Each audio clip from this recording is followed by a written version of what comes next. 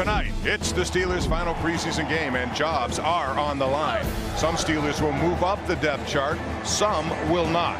So stay with KDKA for the final Steelers preseason game of 2018, presented by Xfinity.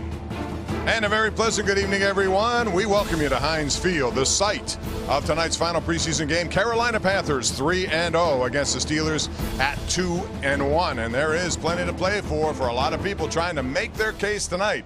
Welcome to our broadcast. Bob Pompiani with longtime Steeler quarterback Charlie Batch. And Charlie, we know that Ben Roethlisberger will not play. He is the starter. He'll be there against Cleveland, hopefully all season long. But what about Joshua Dobbs? He gets the start tonight. What's on the line for him? Man, I understand exactly what Dobbs is going through. I've been in this game, playing for my roster spot 3 times. Joshua Dobbs, he has to go out here, put on a strong performance, and change the conversation tomorrow between Mike Tomlin and Kevin Colbert. If he can do that, man, this would be a storybook story. Landry Jones has the experience. Dobbs has the bigger upside, so that will be intriguing if he does well here tonight. In the meantime, there's a new man in town, Ryan Switzer, who came here from Oakland. Missy Matthews has more on him from Steelers.com. Missy? Hey guys, well, he knows Heinz Field certainly well. He grew up in West Virginia. He's been here as a Steelers fan. He also played for UNC in the ACC. So Pitt fans are probably thinking, oh no, not that guy. He's done some damage here at Heinz Field.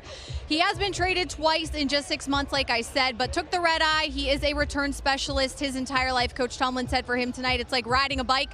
We also might get a chance to see him on offense if the circumstance presents itself. The Steelers do have a package for him. Back upstairs to you guys. All right, Missy, thanks. And he had success here at Heinz Field a couple of years ago. He also had a punt return against Pitt, so people here at Heinz Field know him well. Will he be that successful for the Steelers? Well, they can only hope so. Kickoff is coming up next. It's the Panthers and the Steelers from Pittsburgh.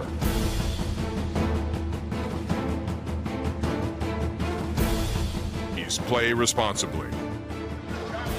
All right, welcome back, everyone. Ron Rivera, who as a player was drafted 2nd round with the Bears, was part of the Super Bowl Shuffle, Super Bowl champion of 1985. He's also a 2-time AP NFL Coach of the Year with Carolina. And, of course, Mike Tomlin now in his 12th year looking to try to get back to the Super Bowl. He is the man who is going to lead them to that area right now.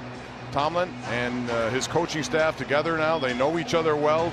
Looking forward to some big things. Speaking of big things, this guy, Ryan Switzer, right off the bat, he just got here, and he's going to be given every opportunity on special teams, which, Charlie, has been something of a sticking point for the Steelers. They really haven't gotten many kind of good returns over the last several years, short of, Juju Smith-Schuster when he's in there, and they don't want to play regulars. And this was something they talked about this year, especially with the rule change. A lot of pop-up. They want to see field position and see if they're able to now benefit off of that. They didn't like what they saw. They went out and made the move this week with Switzer. So let's see if he can now bring that energy that this team is looking for.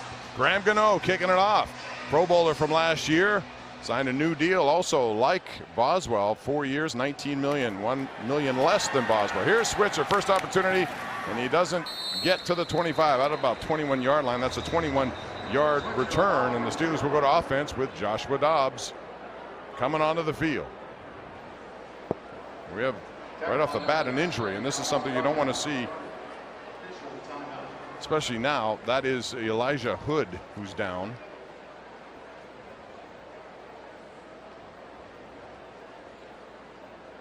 Yeah, Bailey also looks like he hurt his hand. Charlie, they talk about safety issues on kickoff returns, and the statistics prove that out, that there are a lot of them. Yeah, it's tough here. It didn't look like there was much contact there to the right-hand side as he grabs his knee immediately. Happened really quick on the right-hand side when we showed the replay. It's definitely not a sign you want to see starting out this ball game.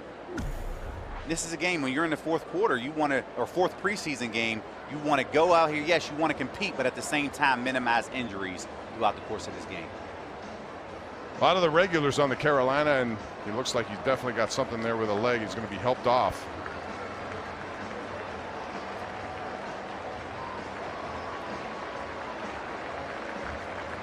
Joshua Dobbs on the field, and this is his opportunity to start.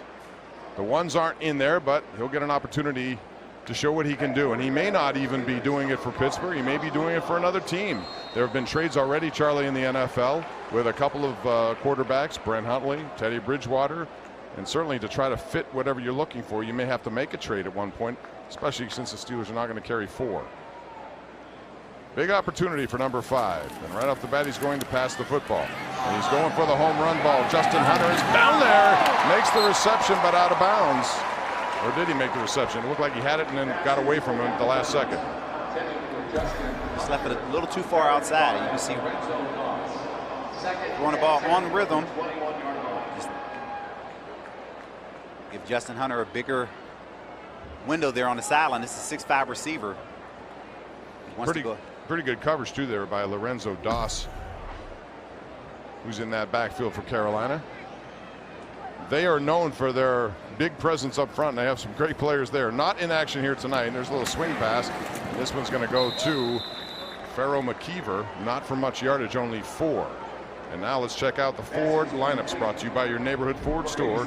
Again, this is how they should line up in Cleveland on September the 9th. The game you'll see here on KDKA. Roethlisberger with Brown and Smith-Schuster. Villanueva, Ramon Foster making nice progress after his injury. Pouncey, DeCastro, Gilbert. Vance McDonald, although he is still out with injury. Le'Veon Bell and Roosevelt Nix. And they've been banged up in that tight end position. It will be interesting to see who actually is available on September the 9th. And there's a snap that gets away from Dobbs. He's under pressure, but he keeps the play alive. Josh Dobbs now running to the sideline and turning a negative into first down play. And that's the one thing he can do. A gain of 9 yards after the snap went right through his hands. Just took his eyes right off the snap there, but like you mentioned, he can make plays with his feet. It's a nice snap there. He's just trying to make a play right here. He's had McKeever actually down the field, but he knows what he needs to pick up for the first down, and he's able to do that. Joshua Dobbs out of Tennessee, a 4th-round pick in 2017. Had 53 touchdowns at Tennessee, but also 27 interceptions, and that's been a bugaboo last preseason and this. Although when he's on, he seems very capable of handling this offense, at least to the point where he can make a roster. Whether it be here or someplace else, we don't know. That's only a short gain, if any, for Jalen Samuels. All right, let's talk about Dobbs and Rudolph, who we expect to see a little later in this game, Charlie. This, coming into this game, are the preseason numbers. He's no Mason Rudolph. He's going to make this football team. But Joshua Dobbs here, 21 of 31. He's had a solid preseason using his legs. He had a really good week of practice, knowing that he was going to start this ball game. So he really wants to go out here and put the team. He don't know how many opportunities, but at least put this team in the end zone. All right, Dobbs getting away from some original pressure, now throwing down the middle, and he has his man, although it's in and out of the hands of Trey Griffey. Griffey, the son of Ken Griffey Jr. there. And that was pressure by Brian Cox Jr. You might remember Brian Cox, his dad, who was in the league for 12 years. Nice job of making Cox miss there. Just down the field. If he can get just a little bit more on this ball to allow Griffey to come back. Just a little short. But this is one thing Dobbs continues to do. He's able to use his legs, something that doesn't really show up on the stats because everyone looks at what he's doing in the passing game, but he's able to convert first downs using his legs. Again, shotgun snap. Here comes pressure. Picked up by the offensive line. It's enough time for Justin Hunter to make the completion and first down yardage there on a 3rd and 10. That's good for 18 yards, and they move the chains again. Solid protection here by the offensive line. Dobbs looking to the right, scans back to the left-hand side of the field. You see Justin Hunter right there.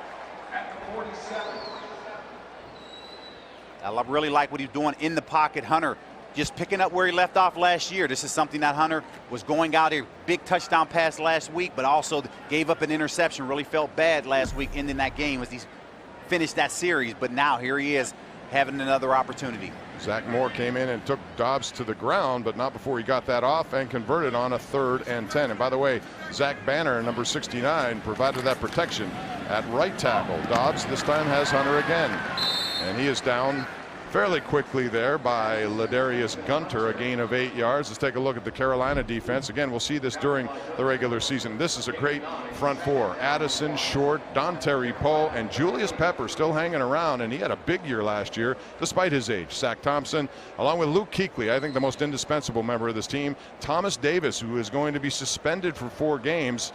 Bradbury, Seymour, Searcy, and Mike Adams, the veteran in that secondary. But Thomas Davis, he seems like he keeps going. He had 3 ACLs, Charlie, and yet he's still here. He said this might be his last year. Now he's going to rethink that since he has the suspension. Here's pressure. Dobbs hit in the pocket, has a man. And that is Bucky Hodges, a tight end, diving for the end zone. Does he get there? Bucky Hodges for 36 yards. He's getting opportunities because of the injuries to the tight ends. Little misdirection here. Dobbs does a nice job understanding where he's going with the ball, able to find Bucky Hodges down the left sideline. This is a former quarterback, converted receiver, down tight end position. He feels he has an opportunity to make this team, especially when you have injuries at your number 1 and number 3 spot at your tight end. And I'm talking about Xavier Grimble as your number 3 tight end. Well, you never know how this is going to play out with the injuries and the severity of them, but Bucky Hodges is saying, hey, I'm here, and I can get down the field, as you just saw. Handoff, and it's going to go to Samuels, and he doesn't get much there. That's a game of 1. David Mayo at linebacker in there. And this is what you want to see from your young guys here. You're in the red zone, you want to be able to score, punch that. You want to put 7 points on the board, punch it into the end zone, something that reluctantly throughout the preseason, your young guys have been able to make field goals, but not touchdowns. There's a huge opportunity for Dobbs as he now has his second opportunity here in the red zone. Farrell McKeever, another tight end, number 87 in the game. 3 wides to the left of Dobbs. Again, it's the fake handoff to Samuels. Dobbs makes a move, dives in and gets into the end zone. That's a touchdown of 3 yards, showing you what he can do. He got away from Jermaine Carter Jr., and he turns that into a touchdown. Joshua Dobbs, first drive, results in 6. That's a guy who wants to make this football team. A read option play here. Now he understands 3 guys out there. He's just willing himself into the end zone. That's a guy who wants to make this football team. And that's an element that really no other quarterback can give you on the Steelers roster. And, you know, the question will be, is he capable of being a backup in meaningful games, especially if it's more than just 1 game? Roethlisberger's been fairly healthy the last couple of years, and that would be hopefully the case again this year. He has been, and that's something that you just don't know. And, of course, that conversation tomorrow will be interesting, especially the way that Dobbs is starting out this football game. Boswell puts it up and through, and first drive, Dobbs getting congratulatory handshakes, and why not? Really good. Turn some negatives into positive. And they go the distance. 7-0 Steelers.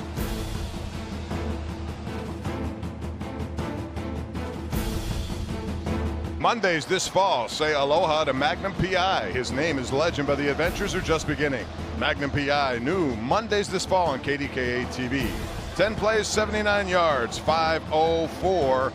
Culminated with a 3-yard run by Josh Dobbs, who really impressed Randy Fichtner on that. 3rd and 10 conversion put there to Justin Hunter, and on the drive he was 4 of 6 for 66 yards. And Demir Bird is going to take this kick by Boswell. Spins away from coverage, but he won't get away from the second line of pursuit there. And the Steelers, with Malik Golden leading the way, that's a return of 21 for Demir Bird. And in this ball game here, Bob, you will have every returner returning, whether they're coming out of the end zone, or probably won't see many fair catches today, because people understand that there are not many opportunities here to make this football team. So their starting quarterback tonight is actually a 3rd stringer, Taylor Heinicke, and he actually made his debut last year against the Steelers when he was replacing TJ Yates in Houston, if you remember. Cameron Artis Payne, who's been here for a few years in the backfield. Heinicke rolling, throwing, and incomplete, as he was intended for Ian Thomas on offense at tight end. Now let's take a look at the forward lineups for Cam Newton's team. He'll be a quarterback again, outstanding quarterback. The Steelers will play this team here later in the year on a Thursday night. Torrey Smith, Devin Funchess at wide receiver. 2 Khalils, and they will sandwich Silatolu along with Turner and Williams on their offensive line. And then Greg Olson, tight end's been around for a long time, with Christian McCaffrey as the running back. And he had a really nice first season as Cameron Artis Payne takes that, a gain of 7 yards. But when you look at Christian McCaffrey, he was an 8th overall pick last year and 80 catches. He's one of those guys who can do a lot, just like Le'Veon Bell in the pass game. There's the Steeler defense we'll see in Cleveland. You know about their front 3, Dupree, Bostic, Williams. and Watt. At linebacker, Hayden Davis, Burnett in that secondary. And they're expecting this defensive line to be, when it's healthy, one of the best once again in the NFL. Heineke gets away from pressure, uses his legs, and he gets first down yardage there before Tyler Matakevich wraps him up, a gain of 6, and they move the chains. And that's a play right there in space Matakevich has to make here. Stepping up in the pocket, nice coverage down the field. Just not able to make the tackle short of the first down. New receivers in the game, Curtis Samuel.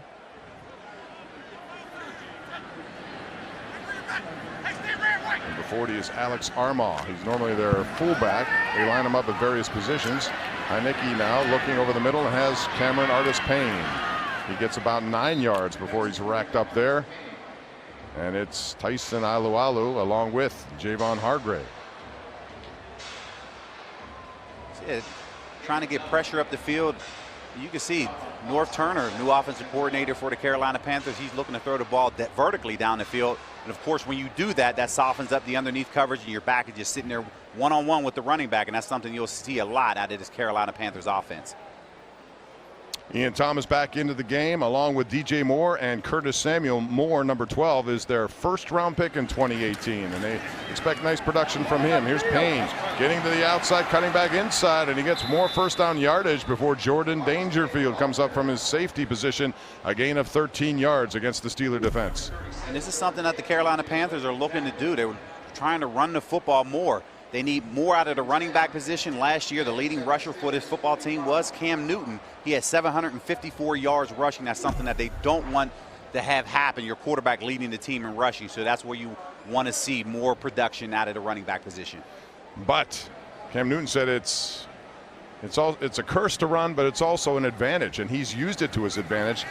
Part of his game, but you're right. I think Norv Turner, his whole spiel coming in here as offensive coordinators after 32 years in the NFL is that he wants him to get rid of the ball quickly, not unlike what we saw when Todd Haley came to Pittsburgh with Ben Roethlisberger. And, you know, thing is about Cam Newton, when he runs and carries the ball 8 times a game, they win 77% of their games. So his legs are an advantage, but it comes with it the chance that he could get injured. You don't want to see that. He has the size of Ben Roethlisberger. He's 6'5", 245, but they want to try to minimize his hits as well. He got hit in the last game pretty badly. And there's a nice batted pass by Cody Sensabaugh. Comes in on a blitz, knocks it down. Sensabaugh has had a good training camp, and I would expect he has this roster made. He does, and this is a guy, Sensabaugh, he's a 7-year guy at Clemson, understands there's a screen. He can't get to the quarterback. Just get your hands up and bat the football down. Ron Rivera actually has a whole new coaching staff from a coordinator point of view. Eric Washington is their new defensive coordinator. Is Cam Newton. He'll be back here in Pittsburgh as the Steelers play those teams from that division this year, and they get some good quarterbacks along the way. Heineke now pressured by Levon Hooks, who was held on the play, and it goes incomplete with coverage there by Cam Sutton. Looks like Hooks was trying to get his hooks into his quarterback, but he had somebody grab his jersey. Nothing was called there. Nonetheless, it is a 4th down, and the Steelers will get the ball back. Nice protection by the offensive line by the Carolina Panthers. Allows time here, but Sutton is doing a nice job on the backside of protecting. And Cam Sutton, he's had a phenomenal training camp. He wants to be part of that rotation. The coaches feel very comfortable with where he's at right now. No telling where Mike Hilton is at with his recovery process with his hamstring. If he's not ready to go, Cam Sutton is ready. Left-footed booter Michael Pilardi on.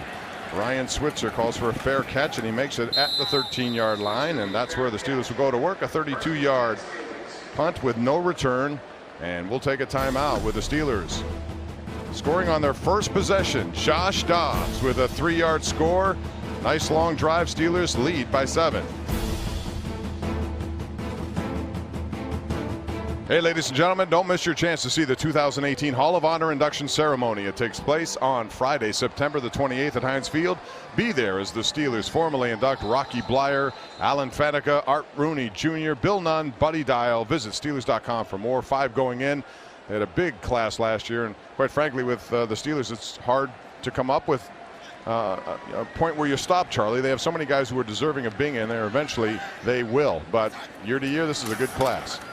Dobbs will throw the ball, looking down the field for Justin Hunter, who makes the reception and holds on. That was up for grabs to some degree, but Hunter used his height and his hands to pull in a 46-yard reception. That's it, trusting the height of Justin Hunter here. Has single high safety, which you typically wouldn't throw, but he's able to get the ball up high enough, and Hunter was able to come down with it. And this is the second opportunity, or second time in the preseason where Dobbs has thrown the deep post down the field, allowing his playmakers to make a play. Joshua Dobbs now 5 for 7, 112 yards, and a touchdown run of 3 yards as he tries to make his pitch to be on this roster, or very least be on someone else's roster. And you know, Carolina's a team that could use some extra quarterbacks, and they're getting a first-hand view of this guy. Who knows how it's going to work out?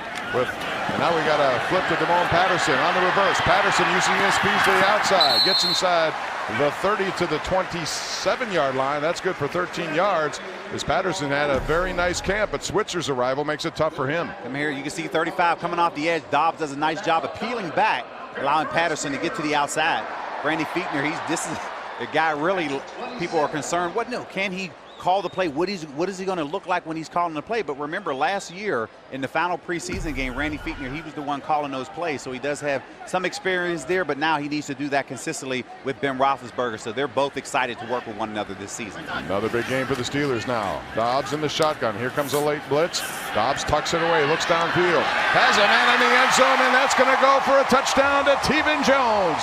27 yards, and just like that, Dobbs does it again. Tevin Jones wide open. Dobbs put it there, but again, he used his feet to set up the play. That's it, working his eyes, moving in the pocket. Samuels, as we come to this replay, the nice job of picking up the blitzer from the left-hand side. You'll see Sam 38 coming across, picking up the protection. Dobbs knows where it's at, doesn't want to run, but Jones is sitting wide open in the corner of the end zone right there, and they're both celebrating. What a play by Dobbs. Good recognition there, Charlie, as you said, by Samuels to pick up the late blitzer. And Tevin Jones out of Memphis. Injury timeout. Really no shot to make this team. But again, some of these guys are playing with the idea that someone else is going to pick them up. 3 plays, 86 yards. Only took a minute 35. 27-yard touchdown pass to Jones. 2 big plays, big play by Hunter, finishing off with Jones. And right now you can see Dobbs playing with a lot more confidence. We're only 5 minutes and 10 seconds left in this first quarter, but this Dobbs has got off to a fantastic start. So now it's Boswell coming on in. Dobbs is, he's a confident man. This week in the locker room, he was asked, have you done enough, you think, to make this roster? He said yes, but it's not in his control. And I think that's one of the great things about him. He understands. You just do what you do. You can't control certain things. Don't worry about it. Just block the noise out. You just focus on what you can control, and that's him out here starting and putting this team in the end zone. That was a quick touchdown drive. And it's good to get touchdowns and not settle for field goals. It only took a minute 35 to go 86 yards. Jones gets his first touchdown of the preseason. The Steelers lead by 14.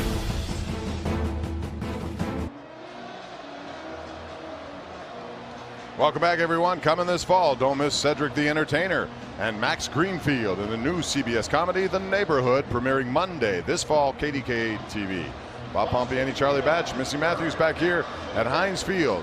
14-0. If you just joined us, you missed 2 really nice drives engineered by Josh Dobbs, who has been terrific. 6 of 8, 139 yards, 5 straight completions now, and he hit Tevin Jones with a 27-yarder for the last score after he ran for the first touchdown. Demir Bird going nowhere on special teams. The Steelers stop it right there at the 19-yard line. They have a lot of good special teamers on here. A gain of 22 as he was 3 yards deep in that end zone. And you mentioned Dobbs on his passing stat, but he also has 2 carries, 13 yards, and another touchdown in 2 drives. See, I look at his upside. I always have, Charlie. I've told you this throughout the preseason, and I see a lot there that I like. And I think it's a tough decision. I realize what Landry Jones offers, and it's experience. And if you need him for 1 or 2 games, he gives you probably the better opportunity. But Josh Dobbs is a confident kid, and I like that part of his game. Heinicke now throwing. Far side of the field, has his man. Did he have reception? Yes, he did. That's Curtis Samuel. 14 yards. One-on-one here. Just a little bit too much of a cushion here by Sutton. Not able to get his hip flipped back around. That's a nice pitch and catch by the Panthers. If you look at their quarterbacks, as I said, you have the number one backup to Cam Newton is Garrett Gilbert. He was a 6th-round pick 4 years ago, but he's with 5 NFL teams now. He's been sort of a journeyman, and so is Heineke with various teams. So people are always looking for quarterbacks. A deflected ball, and it goes incomplete. The catch was made, but he was out of bounds. And that was Bird, who was the receiver, or at least attempted receiver on this play. Nice job by Sutton to get his hand in there to break up the play. But you just mentioned backup quarterback. I mean, the experience there, you have 3 years, 2 years. You know, so they're young outside of Cam Newton, but you're also banking on the fact that your starter doesn't get hurt. So it's going to be interesting to see if the Panthers keep 2 quarterbacks, keep 3 quarterbacks in the North Turner system. Norv Turner is the offensive coordinator. His son is the quarterback coach here. Heineke throws it up high. Cameron Artis-Payne makes the reception, bounces off of Cody Sensabaugh, or was that Cam Sutton over there? But it is a loss of 2 yards. Steelers swarming to the football. Swarming to the football. You see the little blooper up here. Sutton's not able to bring the ball down initially, but look who's cleaning it up. Bostic. This is the guy they brought in here to replace Ryan Shazier. He's battling Tyler Matakevich. Bostic, 97 tackles in Indianapolis last year, so they know what he's capable of bringing to the table. But there looks like it's still a competition out here between Matakevich and Bostic. I think Bostic at this point has the upper hand, but he had his best season last year with the Colts in terms of tackles. They're looking for that to continue. Pass is a good one, and it's first down yardage. Demir Bird makes it from Heineke. That's a gain of 14 yards, and Carolina now will get a new set of downs. Just playing the sticks here, working the out route in front of Brian Allen right there. Brian Allen, this is a guy who's in the rotation. Remember, a 5th-year guy out of Utah last year. This is a 6'3" corner. Very tough to throw over top of him. He battled injuries early last year, but was able to rebound as the season went on. But here he is now with an opportunity. He feels like he deserved a spot in that rotation. Here's a read option this time by Heineke. He tries to get to the outside, and he gets a little yardage there before Brian Allen comes up and makes that play. A gain of 3. Nicky's out of Old Dominion, and he went undrafted when he came into the league. 2017, made his debut against the Steelers, as I said. Injury to TJ Yates in that game. He played for Houston back then, but claimed here by Carolina. Again, they're looking for depth, as most teams are when it comes to quarterbacks. Steelers actually have a luxury position here. When you look at, they have 4 guys, really. 4 guys, and they'll be fielding a lot of calls, and it'll be interesting to see what Kevin Colbert, Mike Tomlin, and Art Rooney does with the position, but they like where they're at. Handoff again. Artis-Payne cuts back against the grain, gets into the second level. Jordan Dangerfield wraps him up by his feet. Not until he gets to the 40-yard line. That's a gain of 13 for Cameron Artis-Payne. Like a little miscommunication here. Yeah, Matakevich blitzing from the right side. Bostic is trying to fill the hole, just not able to see around the defenders right here, and that was a huge game by Carolina. How do you look at Dangerfield? He always seems to make plays in the preseason. He's hung around, but will he make the roster this year because it's a little deeper? He has, and this is a guy who's out of Townsend, and he understands his role. He does very good on his special teams, but is that enough to make this year's team, knowing that you brought 2 other safeties in here to battle? All right, play action. Sideline passes to Demir Bird. He makes it in front of Cam Sutton. That's a gain of 7 yards. Demir Bird out of South Carolina, also another kid undrafted, trying to keep it alive. He was undrafted 2 years ago, and he's just looking for opportunities as they go. That's all you can do right here. I mean, they're high-low out here. Of course, you're going to see a lot of vanilla coverages just because they play each other later on in the year. You don't want to show too much, but at the same time, you want to have your guys line up without thinking, just react and go out here and compete. Minute left in this first quarter. Steelers scored on their first 2 possessions. Josh Dobbs' 3-yard touchdown run, and then a 27-yard pass to Tevin Jones. And this is a handoff to their fullback, Alex Armah, and he gets first down yardage. A gain of 5 yards. He's out of North Carolina, a 7th-round pick with Oakland last year, and was claimed on waivers by Carolina. You can see this Panthers offense moving the ball in this particular drive, but last year they ranked 19th offensively, so they had to make a move on the offensive side. They brought Norv Turner in here, new coordinator, so they're looking to throw the football down the field. But when you have playmakers the way that they feel they do on the outside, this is something they want to continue to try to do. First down handoff. And again, Cameron Pay with nowhere to go, but he gets away from Boston, gets to the outside. However, Chicolo is there to make that play, as well as Tyson Alualu. That's no gain, even though it looked like he bounced it outside as we get to the end of that first quarter. I talked about the playmakers. Remember, former Steeler Jericho Cotchery. He's the receiver coach for Carolina. This is the end of the first All right, quarter. it's been a successful first quarter. The Steelers score on both of their possessions. Josh Dobbs doing the damage with his feet and with his arm. 14-0 Pittsburgh leads after 1.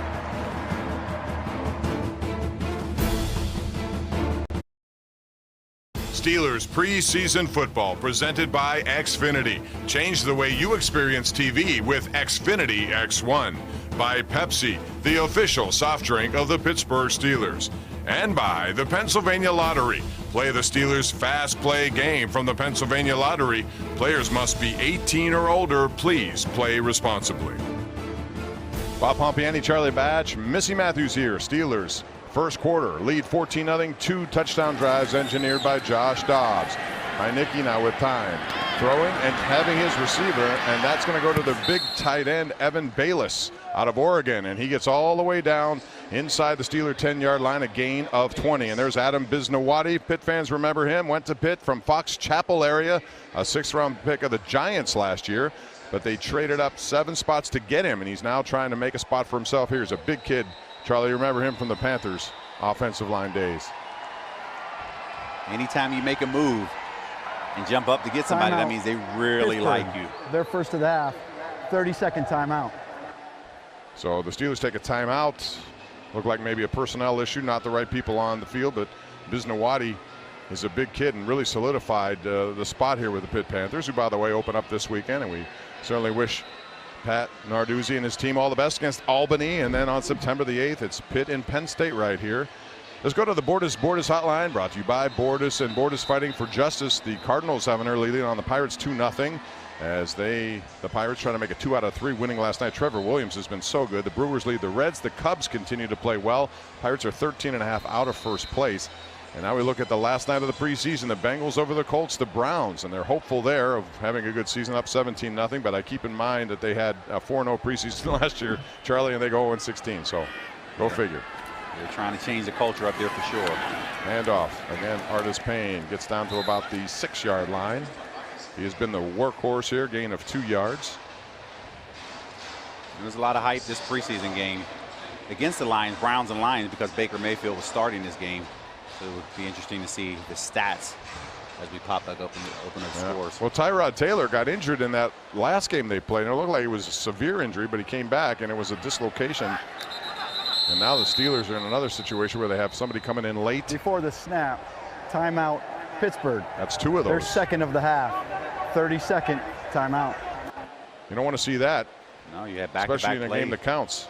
Back-to-back plays right there where the personnel, they just weren't able to get the right guys on and off the field.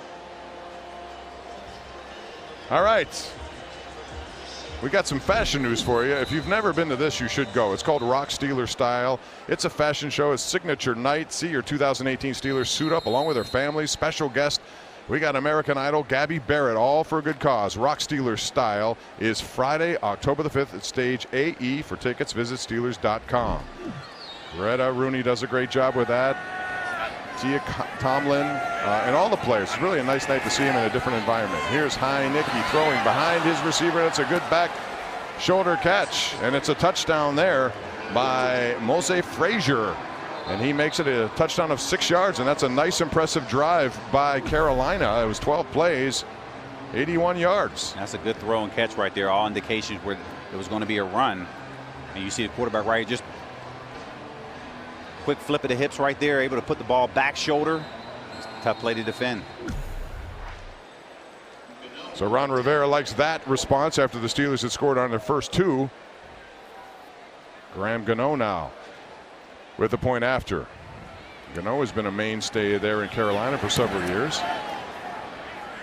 And this after he was actually with several teams too, the Ravens, the Redskins, Carolina, just like a lot of these kickers. Same story with Boswell. Sometimes you need opportunity. When it knocks, answer. Both these kickers have done that. 12 plays, 81 yards.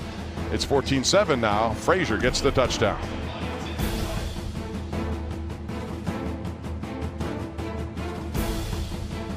This fall on Pittsburgh CW, All-American based on the real life of NFL star Spencer Pasinger, a high school football star from South Los Angeles, thrown into a new world when he's recruited by a coach played by Taye Diggs to play in Beverly Hills. All-American Wednesdays at 9 on Pittsburgh CW, which is the home of the Ireland Contracting Nightly Sports Call. Every single night, 10:35, we take your calls. Ryan Switzer's trying to make a call to the end zone here. He's very good at this, and that's why the Steelers brought him here. He'll take the kick from Graham Gano. Steelers lead 14-7, second quarter.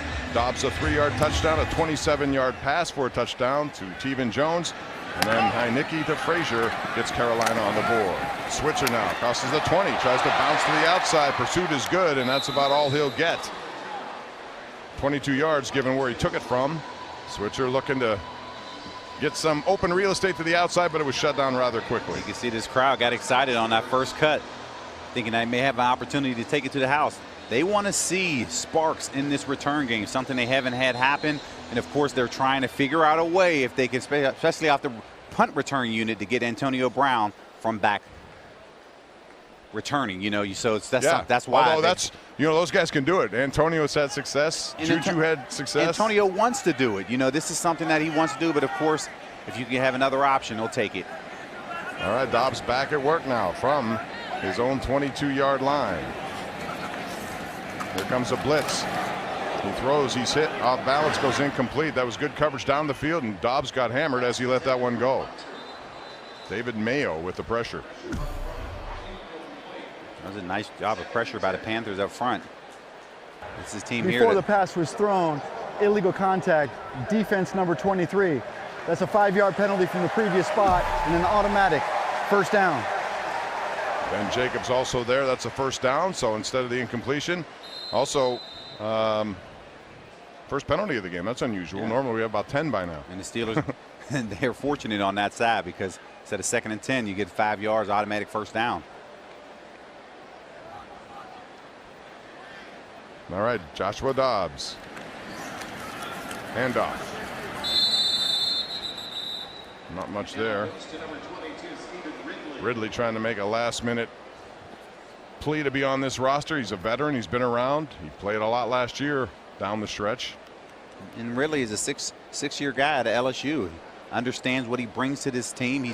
All he wants is an opportunity. He feels that if it's a third down role, he could bring a lot from a veteran experience to that room. But also, if he has to play, he can do so.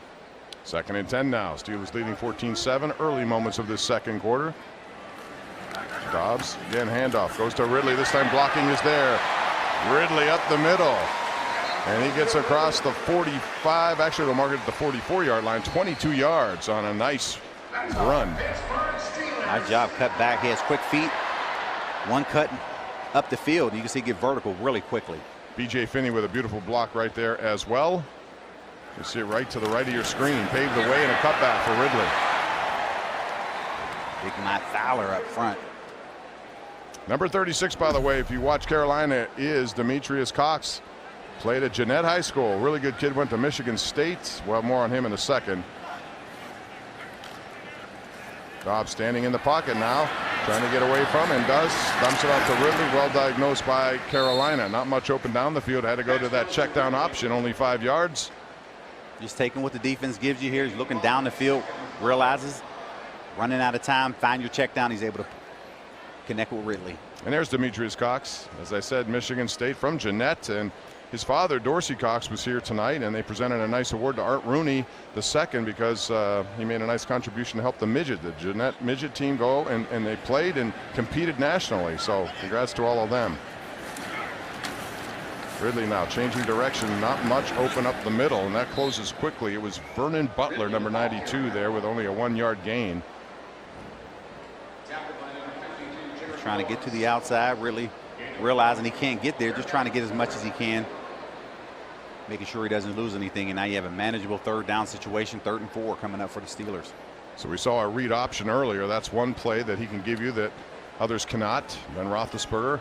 Sometimes I look at him and I think he's going to be a coach one day. He seems to like that role on the sideline. Yeah, I don't think it's going to be NFL. I think he's really going to, at some point, be a midget league coach down the line. Yeah, well, his youth camp does a great job with kids. He's highly active in that thing, and that could be something down the road. And I think his defensive coordinator probably will be Brett Keeser.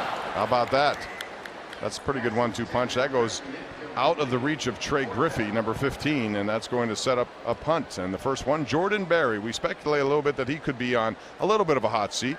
Matt Wiles punted well, but Berry has been rather inconsistent. He's been real good over his time here in Pittsburgh, but they need him to get back to that.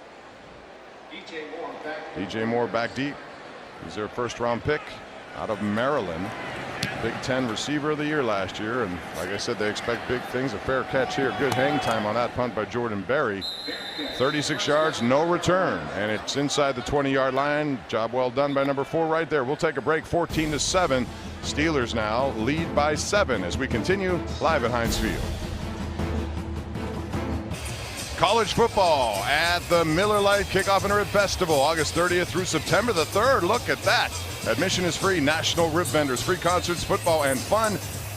Check it out. September 2nd. Join the Steelers 5K Labor Day run. Visit HeinzField.com/ribfest for details.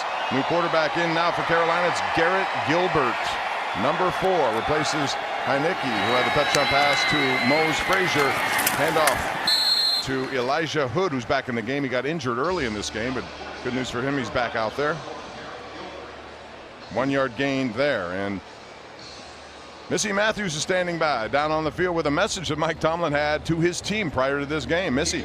Yeah, before the preseason finale every year, Bob, he shows them video from past matchups against Carolina of guys who were on the bubble but made the roster. Marcus Allen is out there now. Coach Tomlin said the odds are stacked against him, but guys like Ross Ventrone, Rosie Nix, even Antonio Brown before he was the AB we know and love, they had to do something big in this game to make the team. Back up to you guys. That's a good point, too. We have a flag on that play, which was a run by Hood, a gain of 7, and it's holding against Carolina, so it won't stand. But I think Missy makes a good point there. There are jobs to be won here, and I remember Antonio Brown back when that was happening. Even though, you know, he was a 6th-round pick, like a lot of 6th-round picks, man, you have to earn your spot, and he did.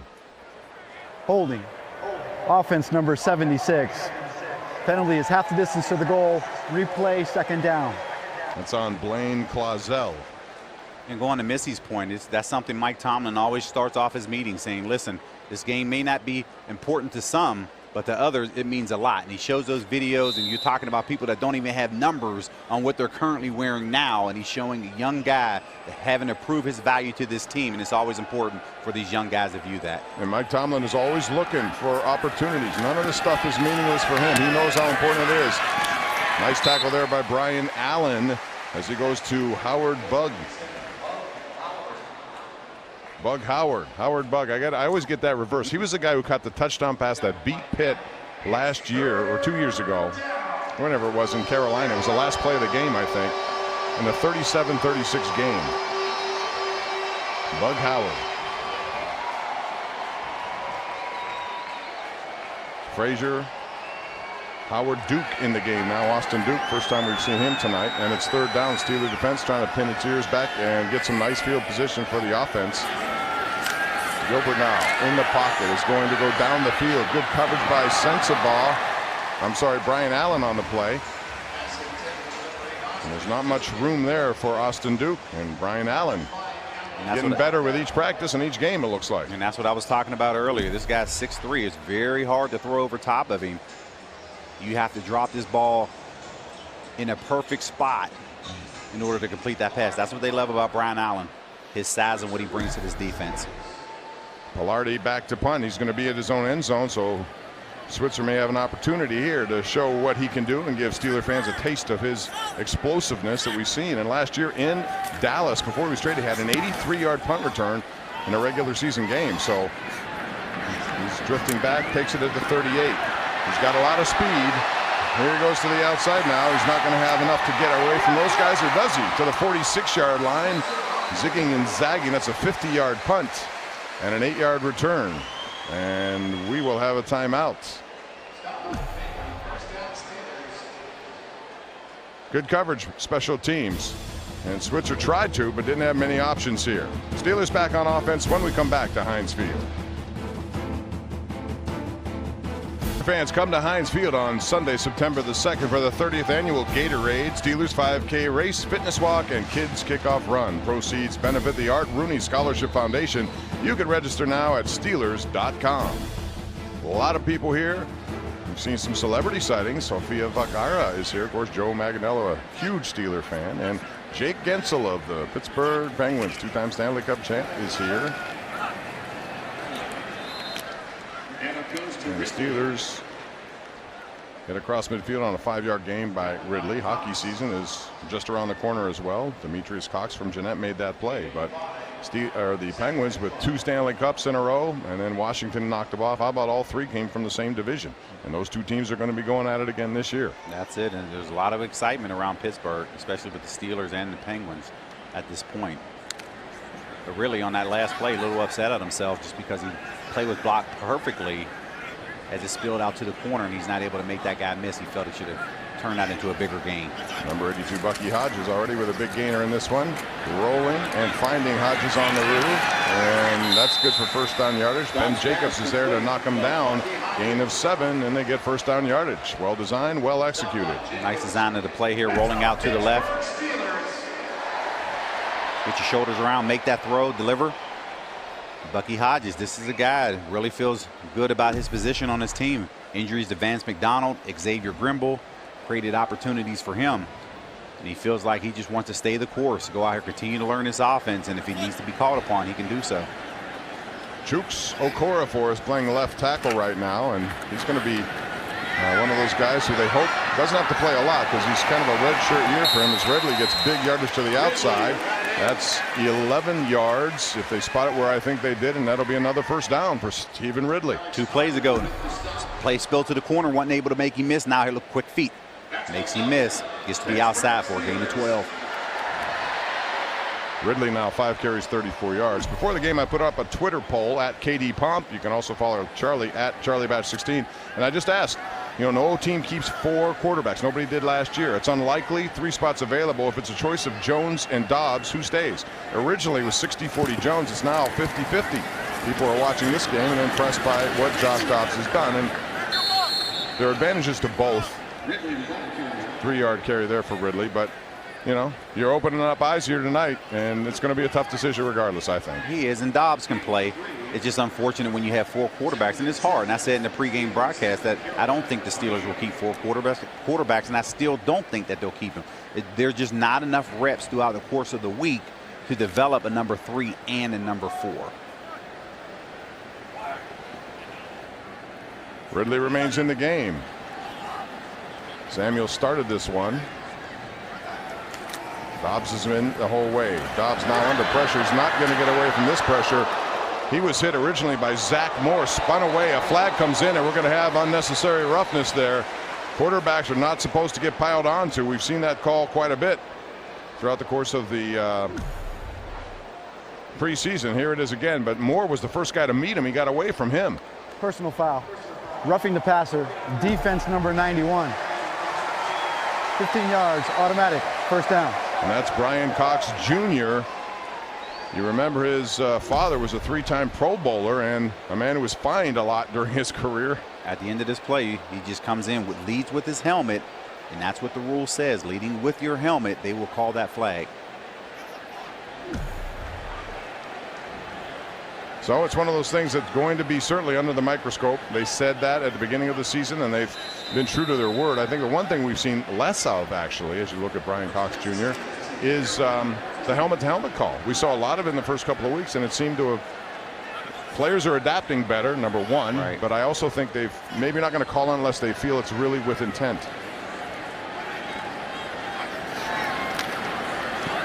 All right, Dobbs standing in there, throwing into the corner of the end zone. Trey Griffey there, but it goes incomplete. We have a flag down. Nice coverage there by Lorenzo Doss. Personal foul. Roughing the passer. Defense number 52. Half the distance to the goal. Automatic. First down. Jared Norris called. Norris does a nice job beating the tight end. I don't know. Now, that play, some people are going to say Carolina. It's football. They're first of the half. What do you say? 30-second timeout. Do we have another angle? If we can see. But initially looking at it, didn't look like it was a penalty. That's what I thought. I was looking down the field. Griffey had an opportunity to catch that football. It looked like he had one hand on it. was trying to keep his feet in the back of the end zone, wasn't able to come down with it. You see Ron Rivera, he's not happy with that call, giving up 30 yards of penalties on personal fouls. We got to take a look at that again. Rivera doesn't like it because he thought it was a form tackle. Yes, it's on a quarterback. Yes, he's in the pocket. And here is the actual rule for roughing the pass, landing on the quarterback's body with all or most of your body weight. But the problem is you're already in stride here. He hits him in the shoulder. I don't know how he's supposed to distinguish when the play is over. He can't tell, probably. I'm with you, Bob. I don't know how he's supposed to defend that play right there. It helps the Steelers, but I guarantee you if it went the other way, people would be chirping that, hey, that's a good football play. Anyway, the Steelers will take advantage. Ridley trying to get to the outside, going nowhere. A host of linebackers there. Smith, Elder, no gain on that play. Cornerbacks coming up, making that. Last time the Steelers were in this situation here, Dobbs was a little RPO. He was reading. He was reading that running, reading that defensive end. The defensive end collapses, he's going to hold that football and he's going to run with it. And I thought he had an opportunity there to possibly run with it.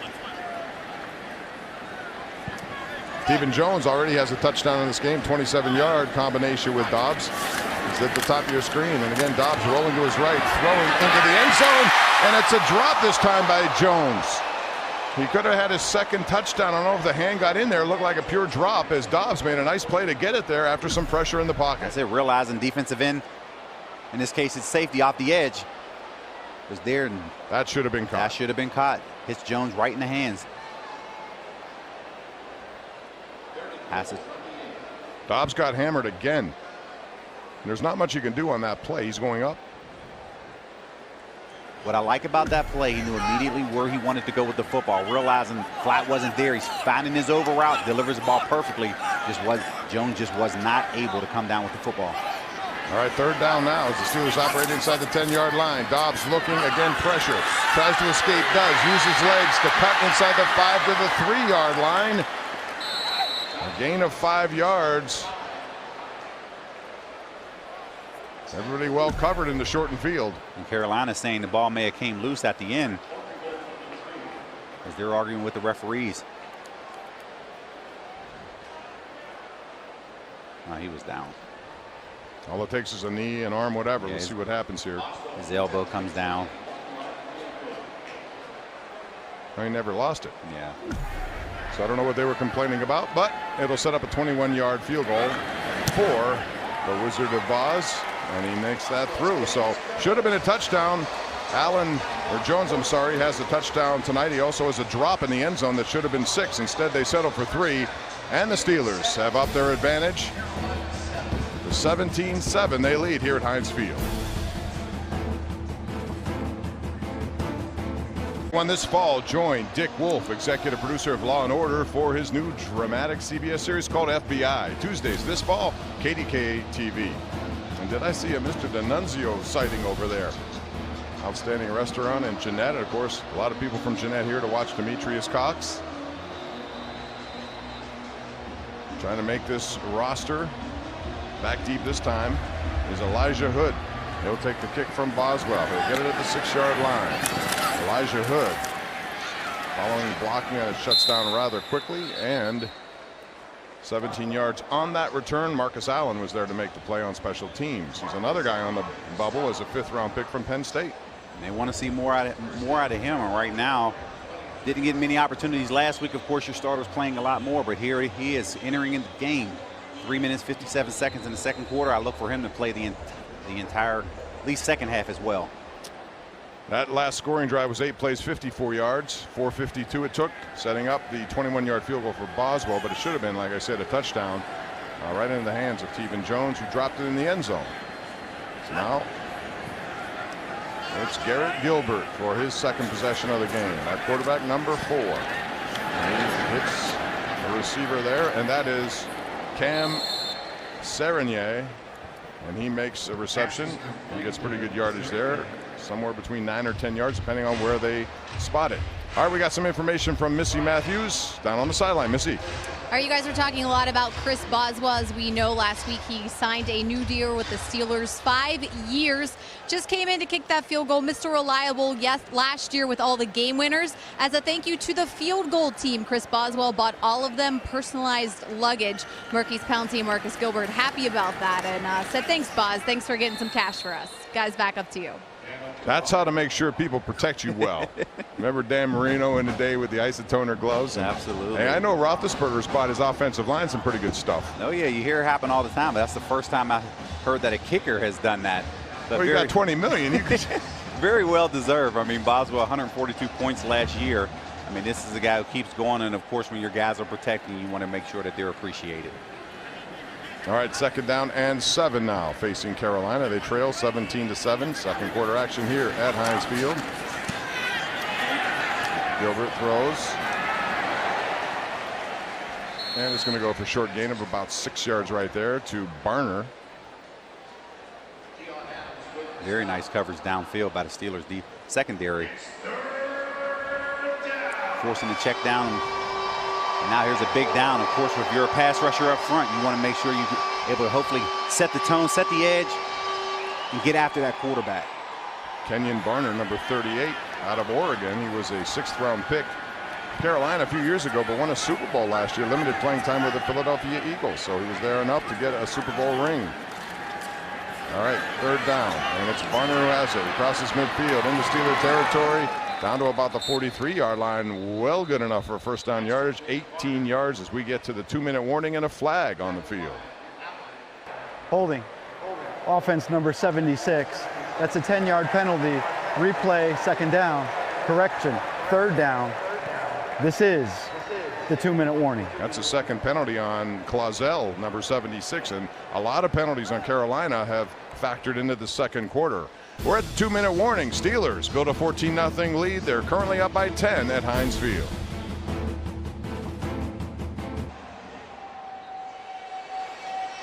Welcome back, everyone. Let's check out the Bordas and Bordas scoreboard. Fighting for justice. And remember, we'll have all the highlights and scores tonight. Pirates currently trail the Cardinals in the 5th inning. Joe Musgrove on the mound for the Bucks. Cubs lead the Braves. Brewers over the Reds. NFL, Bengals up. So are the Browns. Redskins, Ravens, and CBS, interestingly, picked the Ravens to win this division this year, CBSSports.com, and I was a little surprised by that. I mean, no doubt they'll be better, I think, than they were last year, but a lot of their prognostication came with Lamar Jackson being part of it, or at least a guy who pushes Joe Flacco as a quarterback. Right. When you see someone who could potentially take your job, does that motivate you even more, and does it translate into maybe getting Flacco back to where he was? Neutral zone infraction. Defense number 92. 5-yard penalty, 3rd down. But yes, to answer your question, it does motivate you. And of course, you take a quarterback in the 1st round, you don't plan on sitting that guy for very long. So Flacco has came in, or really they say he's coming in better shape than what he has in the past, but he wants to go out there and prove that he was worthy of that contract, worthy of the Super Bowl MVP. And of course, when you haven't won the division in a very long time, expectations are growing thin. Gilbert from behind, pressure, ball loose. Adaney with the forced fumble, the strip sack, and it's recovered by the Steelers. There he is, Keon Adams. They did this earlier in the preseason. Ola Adaney and Adams. And a turnover and a big one. Adaney coming off the edge, strip sack right there. Of course, 92, reminding you of the old 92, James Harrison. And this is what you talked about in the pregame, Bob. Yes, indeed. Adaney, this is a guy, 3rd sack of the preseason, coming off the edge. And right now, he's stripped sacking the football, and he's now creating the turnover for the defense. Is under further review. Now it's under review inside of 2 minutes. That's not called by coaches. I got to believe that Adaney is going to make this roster. I also think Matthew Thomas has shown that he can do some things, but I mean, how could you not? He has 4 sacks in the preseason now. And that's it right there. We're going to take a look at this, see if the quarterback's arm was moving, but I don't think it was. No, I think he got to it before it happened. That should be the Steelers. Yeah. Steelers ball. And that's just a great rip move underneath, coming on the outside, getting to the quarterback. And Clausel got called for 2 penalties, number 76, and that's now a sack allowed. That's not what you want to put on film in your final preseason game, but a nice job here for the Steelers recovering. Adams coming back, being able to pick that football up, a recovery, but now We saw enough of Dobbs. Dobbs finished today 8 of 12, 151 yards. Should have had 2 touchdowns, but he has 1 through the air, 3 carries, 18 yards, and adds another touchdown. Man, that's a solid performance. And now we get a chance to see the rookie Mason Rudolph as he's going to finish off this second quarter. You know, and the ruling on the field is confirmed. It is a fumble. First down, Pittsburgh. yeah, so Steelers take advantage. And again, you look at these linebackers now. Keon Adams was a 7th-round pick. They thought he was like an extra pick this year because he missed all of last year. You got 3 young linebackers. Matthew Thomas also, who has the sideline-to-sideline speed, and they need depth there. And they really were expecting a lot of big things out of Keon Adams last year. Left camp early. This is a guy draft pick out of Western Michigan, but they really feel like they have an added pick this year because he was able to pick up the system last year, and here he is performing. Rudolph comes in the shotgun now. Toussaint in the backfield, right on the money to Trey Griffey. Griffey gets away from one, but not the second line of defense. That's good for first down yardage for number 15, a gain of 14 yards. What won't be shown right there is Fitzgerald Toussaint doing a nice job picking up the blitzing safety, allowing Rudolph to set his feet and deliver the football. He's done a good job of that in this camp. Connor has certainly upgraded his blitz pickup game. So has Toussaint. These guys, they stress it. It's a big part of their offense in the end zone there. Well covered is Patterson on the play. And on a big play earlier. Gunter. And on a big play earlier, excuse me, Bob, where you had Jalen Samuels picking up a blitzing. Right.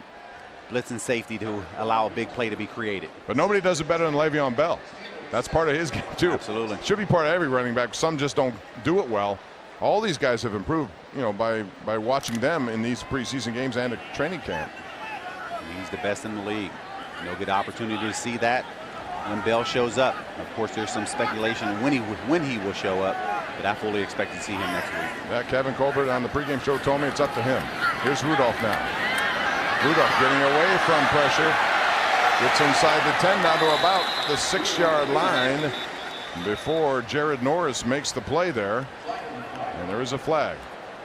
Holding. Offense number 76. That's a 10-yard penalty. Replay, second down. It's on Chooks. It was a late flag. It was after Mason steps up in the huddle, but of course he's got the jersey. Yeah. Got to be able to work your hands back inside. They'll let you get away with it the first time, but if you don't redirect your hands and get them back inside, they'll call a penalty. Chooks Okorafor out of Western Michigan, this year's 3rd-round pick. Came to the United States 8 years ago, was born in Nigeria, picked up the game late, but they really like his raw talent, and they're willing to, you know, give him that opportunity here. All right, Rudolph this time finds into the end zone again. Devon Patterson goes up and takes it away from the defensive back. If that's down, they say no, the ball hit the ground. Looked like it was going to be a touchdown, but the field judge was right there. That would have been a 24-yard touchdown. Ruling on field is an incomplete pass. 3rd down. He did a good job getting up there. Looked like he had it at one point, Charlie. He was able to stack the defender, and he tries to go up and make a play. Referee, the last call. Ball comes out. Yeah, it comes out, yeah. He has 2 feet down. He hits the ground. Elbows underneath it. Elbows underneath. Then the ball comes out. Of course, right now Mike Tomlin wants a challenge, but it doesn't look like he's going to get it. Well, it's inside it too. That would have been up from the press box, right? And they may want to take a look at this upstairs. And here comes the challenge. Mike Tomlin was standing direct. Before the snap, the previous play is under further review. No challenge, but they look. He probably pleaded his case, and the rule changed, Charlie, this year. So I'm going to be interested to see what they call based on the rule change. Right. 2 feet down, football move. Mike Tomlin was standing right next to the replay official, and he's saying you have to challenge it. That would have been no challenge, or there would be no look at last year. But I think they changed that rule. I'd like to get the actual wording of the rule. He has 2 feet down. The elbow hits the ground. Now, what point is it possession? You could say he has possession right there. Elbow down. That should be a touchdown. Again, it's changed, so that'll be one of the differences this year. This will be one that people talk about over the next day or two as the new rule changes for this year to see how they rule this play. You can also argue it didn't hit the ground maybe. Maybe it just stuck between his legs and came out. Watch. He has control, elbows down. But watch where the ball is. Defender comes in, then the ball comes out. There it is. But the bottom line is football move after you have possession. I don't know. We'll see. This is the first time we've had a look at this. See, of course, all of this came with Jesse James's incomplete pass last year, but the officials looking at it, and he comes off of immediately, and he has a call for us. Sean Hockley. Sean Hockley. He's got to get his guns bigger. The ruling on the field stands as called. It is an incomplete pass. Third down. I think the Steelers are saying, and this is the actual wording, control 2 feet down a football move. I think he had all of those.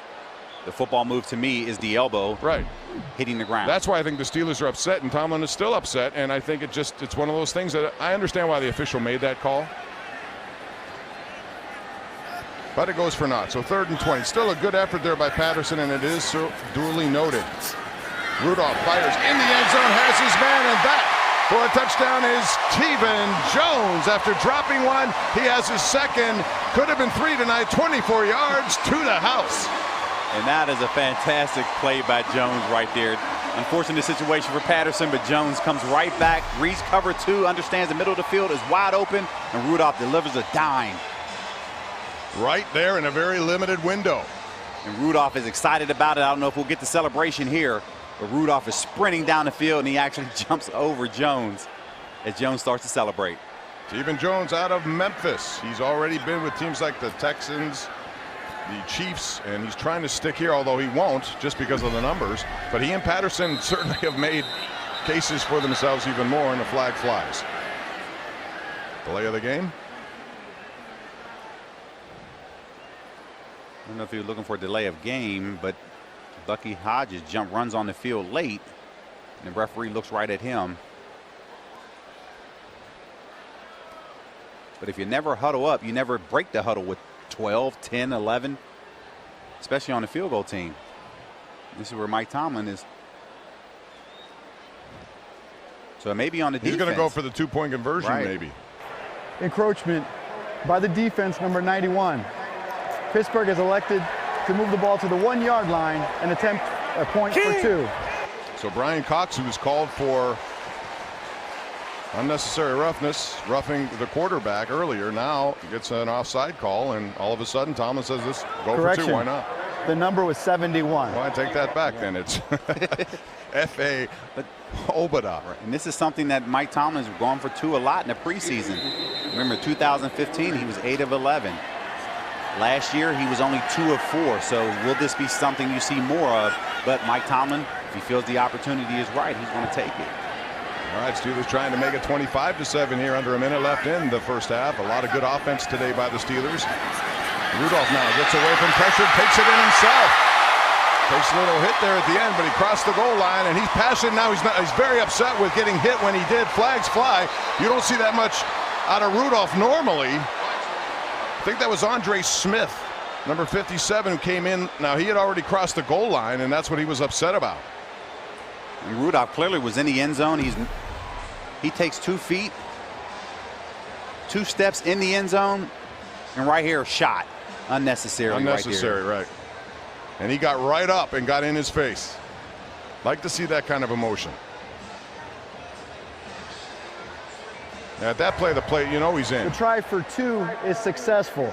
After the play was over, unsportsmanlike conduct by number 2 of the offense, taunting. That's 1 foul of that type for potential disqualification. That 15-yard foul will be enforced on the kickoff. Taunting? So, well, I mean, he went after him, but they missed the original call, which could have been called if you're trying to protect quarterbacks. I realize he's a runner at that point, but still the play was... Bottom line is Rudolph was emotional, both on the touchdown reception by Teven Jones, and then on this play, he goes right back after Andre Smith, and then his team sticks up for him. And he has a right to go after him right there. I mean, he's in there for a 2-point conversion. Of course, your teammates are going to stand up and fight for you. I love the emotion right there, and when you feel you have been hit unnecessarily, of course you're going to go after him. Yeah. A little laugh right now by offensive coordinator Randy Fichtner and Landry Jones. But of course, when you cost your team 15 yards, that's not something that Mike Tomlin would be happy about. In 53 seconds, they should get pretty good field position here with Hood back to receive this kick by Boswell. 25-7 Steelers have been electric tonight on offense, with a lot of guys trying to make sure that they have an opportunity here to make this roster, if for nothing else, open up other teams' eyes. Scouts are everywhere, Charlie. This is a big time for a lot of kids. They really are. And if you're looking at scouting, if you look in the press box, you'll see a lot of scouts from other teams. They're paying attention to this game, and as they get the video footage, they're going to now look at the waiver wires through the weekend. So if you're a player out here, regardless of what you may think will happen, you want to go out here and just put your best performance on and just show you want to know what I belong in this National Football League, and you deserve a shot. So Mason Rudolph with a 4-play, 29-yard drive. It all happened after Ola Adeni with a strip sack recovered by Keon Adams. 24-yard reception by Jones, his second of the game. So it's Kenyon Barner who's back to take this one. Barner now getting across the 35 to the 37 there before Reeves and Phillips makes the tackle. And they get better field position than they would have gotten because of that penalty on Mason Rudolph. Nice kick by Boz right really there. You was. end up giving up, you give up 15 yards on the penalty, but you're able to make the stop. All right, let's check out the Bordas and Bordas scoreboard once again. Bordas and Bordas fighting for justice. And remember, KDK TV will have all your scores and highlights. Josh Taylor will be there tonight. Brewers lead the Reds 2-1. Pirates now trail 5-zip. Cubs over the Braves 3-1. Lots of preseason action winding down as well. More of that coming up on the Bordas and Bordas scoreboard. All right. Pass down the field, and this one almost picked off there by Brian Allen. Good coverage, and he's a big guy in the secondary. You don't see many guys 6'3", 205 out of Utah, but he's been coming on in this training camp. It actually was a pretty good throw to the sideline. Allen does a nice job of undercutting. In that range, he's able to get a hand on it. Bug Howard was that intended receiver. Garrett Gilbert, he's been the second quarterback used tonight for Carolina. Sets up the screen, goes over the head of Barner, and incomplete as Tyler Matakevich was right in the area. Playing man-to-man coverage. Matakevich does a nice job of reading the screenplay. Something that, I mean, this is a guy out of Temple. He made a lot of plays while in college, and of course last year when the injury happened to Ryan Shazier, they wanted him to play a little bit more. Didn't want him to play in the defensive unit, but they wanted him more on the special team side, and that's why Sean Spence got the nod over him. 3rd and 10 now as we have 37 seconds remaining in this first half. Steelers up 25-7. Gilbert looking, finding his man. Gets across the 40 to the 41. Nice tackle again. Brian Allen right on that play. Limits it to 5 yards. They've stressed tackling, and that's a good example of when you do it, you get off the field. That is one heck of a play. You're playing man-to-man coverage. You're coming from the outside in on a crossing route. He hits him in stride, but Allen Timeout Pittsburgh. closes Their fast. 3rd and final is of able the to bring half. down the defense. Please reset the game clock. The to ball 30 carrier and is seconds. able to create a 4th down, and of course Bud you. Dupree right there, first to celebrate with him. Mike Tomlin taking another timeout, and he said, why not? Let's get our guys another opportunity. 30 seconds, see what we can do, and if Switzer comes up with some nice field position. If he returns this one, Bob, he will bring the house down right now. I agree. Got excited the previous 2 times off of one cut. He wasn't able to break it, but this, man, if he gets the opportunity here, boy, it'll wake these fans up. Pilardi back to punt. Switzer back at his own 25 right now, just acquired from Oakland, as we told you, in a trade that was made. Got on a red eye, got to Pittsburgh, was there at 6 a.m., anxious to go. Originally 4th round draft pick of Dallas. This is a good kick by Pilardi. No chance for a return by Switzer, and it goes out of bounds at about the 6 or 7 yard line. He likes that kick. 54 yards, no return, and that may end any Mike Tomlin thoughts about going the distance with 23 seconds left. Absolutely. You're going to run it out at this point. But I'll tell you what was interesting. We're sitting there in the press box, of course, when we're having our production meetings, and we're watching the TV, and you see Switzer on the TV playing for the Raiders. You're just like, wow. Crazy how NFL Network, yeah, but that was just the other day. Yes. And here he is. Just what That's the happens. life of a football player or a professional sports person. I mean, some days you can't control. I look at the rosters of a lot of these teams, and you see guys with 8 and 9 teams. Right. He's already been in 3 different places now in you know, a year and a half. Rudolph just takes a knee, and that's how this half is going to end. But a highly successful offensive half by the Steelers, who came out under Josh Dobbs right off the bat. A 3-yard touchdown run by Dobbs, and then a touchdown pass to Tevin Jones, the first of 2 for him. Mason Rudolph gets in the action as well, all making the decision process very interesting. The Steelers with 257 yards in the first half against this Carolina team, and they lead by 18 after converting a 2-point conversion at the end of that last drive. So we'll continue with halftime activities from Heinz Field. The Steelers up by 18. Stick around. We got plenty more right here on KDKA TV. Welcome back. You can use the Steelers official mobile app as a second screen while watching tonight's game. Check out the stats, the drive charts, in-game video highlights, and following the game, you can watch live press conferences and video interviews. So download the Steelers official mobile app for free right now. So we saw some young kids on the field, Charlie, and I know you have some people. By the way, I complimented you early for all the work you do with the Best of the Batch Foundation, because you really do help so many kids in so many ways. Thank you. We brought our preseason team down, Best of the Batch Foundation, so it's always exciting to get those guys out here as they start off the WPIL season. And more information here, you can go to batchfoundation.org. But I think when you saw out on the field, Seneca Valley versus Bethel Park, an old high school teammate of mine, Pat Brugas. This is my man. Known him a very long time. His son actually was quarterbacking, and his name is Parker Brugas, throwing a touchdown pass. So congratulations to you, Parker. So he joined the ranks of Dobbs and Mason Rudolph. That's it. In the end zone. He's picking up right where they left off. All right. Steelers are returning back to the field right now. Let's go downstairs. Missy Matthews has Coach Tomlin right now. All right, thanks so much, guys. I want to start with Mason Rudolph. Coach, he came in with under 2 minutes to go. They get in the end zone, 2-point conversion. What did you like about his performance? I just wanted him to have that situation. We decided pregame if we got a 2-minute drill that we would give it to him. It wasn't a full field, but it was good work. We love the competitive spirit he displayed. Now we'll continue on. The taunting penalty, do you say anything to him about that? We'll talk about it after. I don't want to steal his competitive spirit tonight. His focus on his play. That's things that you do when you take the emotions out of it on Monday. What do you need to see from him in the second half? I just want to see his leadership, competitive spirit. I want to see professional accuracy, and I think that's what you ask for from all young Cubes. Josh Dobbs got the start tonight. 3 out of 4 of his drives resulted in points. 1 could have been a touchdown. You guys went for the field goal. What did you like about him?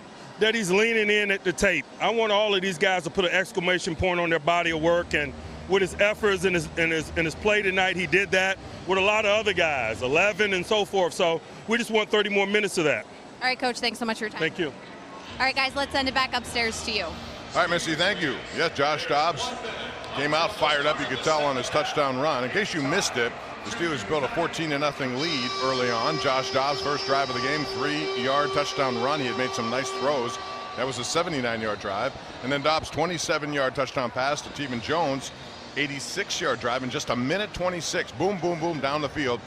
Heinicke scored to Frazier for Carolina to make it 14-7. Then Boswell after the Jones drop, and then Rudolph to Jones. He made up for that 25-7, Charlie, plus a 2-point conversion. That's it. Both quarterbacks off to a very good start. And if you're sitting there with Joshua Dobbs, you knew the pressure coming into this game, what everyone else was saying, and he went out there and just competed.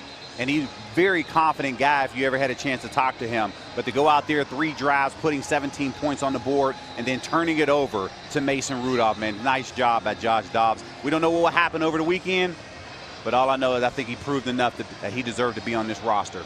I think so. And at very worst, he'll be on some roster somewhere. And absolutely. You wonder, because we talk about a shortage of really quality quarterbacks around the NFL.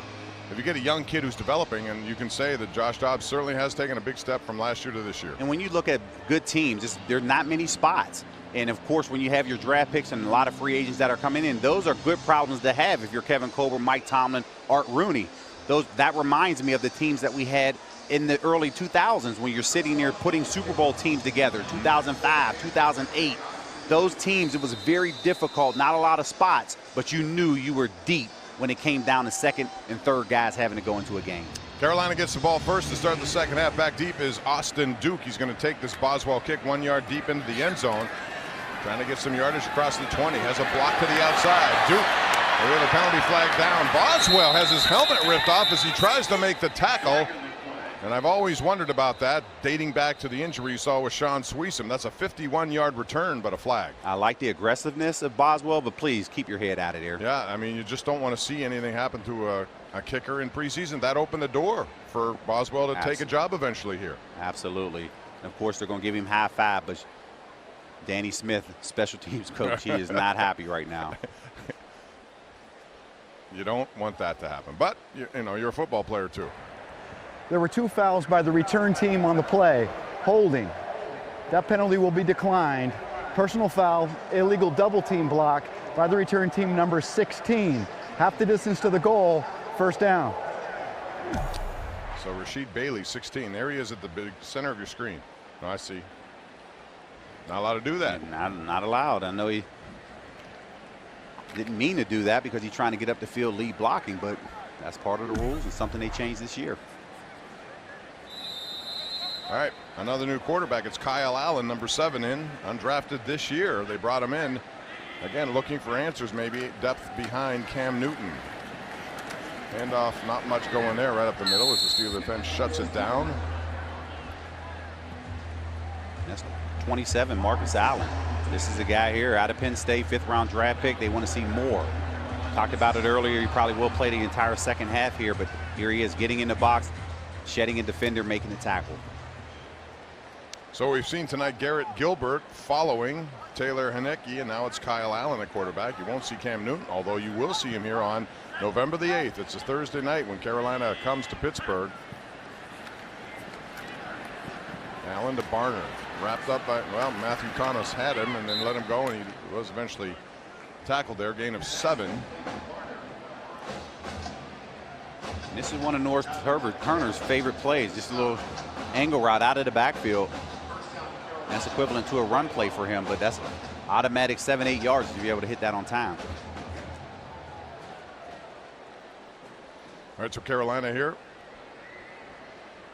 1st and 10, third quarter just underway. Steelers holding on to that 18-point lead built by 2 good quarterback performances by both Josh Dobbs and Mason Rudolph. And there's a good defensive play by front of that Steeler defense. A lot of guys combine on that. No gain for Barner. So you look at Carolina. I look at their team and I see when Cam Newton is operating, Christian McCaffrey, you got Greg Olsen, the big tight end. You got some experienced receivers like Devin Funchess. What do you expect from them? There is Cam Newton coming out right now. Yeah, I mean, he probably eating a bunch of chicken fingers and everything else back there in the locker room when you're not playing and have no interest in the game. Trust me, you're trying to figure out something to do to stop the board. Comes Phillips on a blitz. He doesn't get there, and it goes to Duke. Deshaun Phillips came up, timed it well. A gain of 9, however. So going back, you'll see the blitz here. Nice timing there. Just getting the ball out of your hand. But going back, and you asked a question about Carolina. Devin Funchess last year, 63 catches, 840 yards. They want more. They want to throw the ball vertically down the field. And if you compare that to what Antonio Brown has done, 101 catches, 1,533 yards, almost double what Funchess has. So they're expecting a lot more. Of course, they traded a receiver to Buffalo, but they just are looking for a lot more. Here's Barner now, bouncing off a would-be tackler and gets first down yardage, a gain of 5 there by the veteran out of Oregon. But Cam Newton is the guy they're built this offense around, obviously. Heisman Trophy winner, 3-time Pro Bowler, and the 2015 NFL MVP. And they know what they have with Cam. Like you said, former MVP. He led the team in rushing. They obviously want those numbers to dwindle a little bit. But last year at 3,300 yards passing, 22 touchdowns. But those 16 interceptions were alarming to him. So they're trying to make sure that he's not throwing in the coverage and turning the football over. Here's Allen now in the pocket, throws, flag flies as the completion is made to Cam Serenia. Gain of 6, and we do have a flag.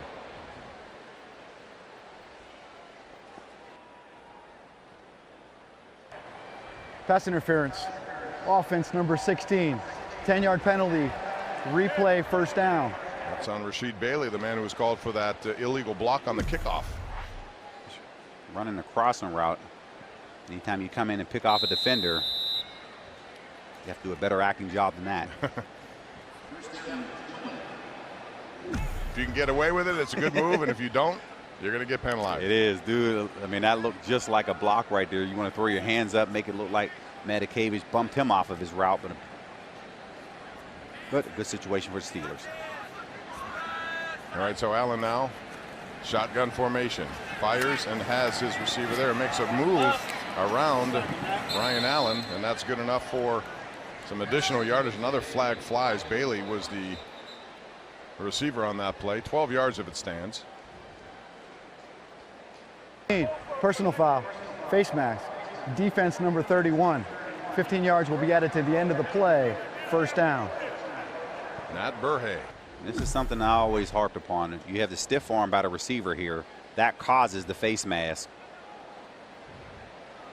I mean, I don't know what to do in that situation. If you're not going to call it on one, why call it on the other? Well, some would argue better to go tackle down low as opposed to trying to invite the stiff Right. arm. I don't know. Burhay's a veteran. He's been around, but you can't do it. They're going to call that every time. But it all started with a missed tackle by Brian Allen, too. Here comes Shugan and trying to get to the outside now, and Allen is going down. Levon Hooks, who's played well. We got another flag, and that's going to be on the Steelers for what? Piling on there, roughness on the quarterback. But Hooks was the man. He's had a really good camp here, but there's no room for him on the defensive line. That's a loss of 8. But After the play was over, personal foul, unnecessary roughness, defense number 46. 15 yards, automatic, first down. Matthew Thomas, the guilty party. That's something. Hooks is at the bottom of that pile there. He's working to get to the quarterback. This play collapses. He's not letting go. He has the sack. Quarterback is down with the knee. And Thomas comes in late with the hit to the quarterback. Yeah, you have to avoid this. Yeah, you have to. Down. He comes in right there, and of course the referee right there to call a play. But you just talked about it. Hooks, this is a guy to Ole Miss on the practice squad last year. There's not many spots available on this roster, but this is a guy who's very athletic in the middle of the field there. Yes, he is, but you already have that pretty well set up. I think Josh Frazier's a guy, a Trav pick this year out of Alabama. They'll probably end up having him if they can on the practice squad because Daniel McCullers has earned a spot, and he has been better this year. Yes, he has. And that was something that the Carl Dunbar, new defensive line coach, he wanted more out of him. And they've been working. He was hustling in that Eagles game. This guy was running all over the field, and they really like exactly where he's at right now. And that's something that this organization wants to, and they expect more from the colors. Second down for Kyle Allen now. Out of Houston. Goes to Barner, makes the catch, but Thomas is there immediately, wraps him up, along with Matakevich, who always is around the football. Only a gain of 4. Matakevich, when he was at Temple, was a tackle machine. Set all sorts of Temple records. He did, and he felt right at home, of course, in that first preseason game when they were playing the Eagles in Lincoln Financial. But he's just trying to continue to pick up. He's understanding the calls. He's becoming more vocal in the middle of the field, something that's needed. But will he get more opportunities throughout the regular season? That remains to be seen. It's a long season, too, and injuries do factor in. Here comes pressure from the outside. Allen delivers, looking for a receiver who's covered by Deshaun Phillips. And apparently Moses Frazier was looking back there for some sort of flag. It didn't come, and Phillips had the position. But there was contact, Charlie. You never know. No, you knew where he wanted to go with the ball. Phillips doesn't make the contact. Unfortunately, Frazier's trying to undercut the football. He would have got the call if he leans into the defender, but just enough. Phillips is looking back, but that's a nice play, breaking up that play, putting the field goal team for a long field goal here. What is this, 52? Graham Gano is 54. 54. 54 yards. Now his career best is 59 yards. Last year was a Pro Bowl season. He made 29 of 30. Let's see what he does here. It's up, it's on target, and it's good with room to spare from 54 yards. Just mentioned So Graham, 59. that's his career high, and that would have been good from 59 or 60. Carolina back on the board, trail by 15. Hey, mark this down. October the 5th, Rock Steelers Style. A signature night, your 2018 Steelers suit up along with their families and special guest from American Idol, Gabby Barrett, all for a good cause. Rock Steelers Style, Friday, October the 5th, Stage AE. For tickets, visit Steelers.com. I always have a blast emceeing that affair, and those guys out there with their families, it's really a cool night. So mark it down on your calendars. By the way, I'm updating my little Twitter poll here at KD Pomp, at CharlieBatch16 about which quarterback you think. It started today 60-40 Jones. It's now 57-43 Dobbs, which goes to show you. Now Quadri Henderson wanted a chance, and look what happens. That's something right here. When you make a 54-yard field goal, of course you're feeling good about yourself, and you're going to kick that ball through the end zone. Graham Gano with a very active leg. And he's been really good for them ever since he came here after 2 other stops. It didn't go so well. So Mason Rudolph continues for the Steelers. 9:48 left, third quarter. 25-10. Rudolph with a touchdown pass. A really good pass into a small window to Jones, his second of the game. Bucky Hodges, who has a big reception tonight on that first touchdown drive, is in motion, handoff, not much there as the Carolina defense stops Ridley for only 3 yards. That's it. We're going to see a lot of bleeding of this clock here in the second half.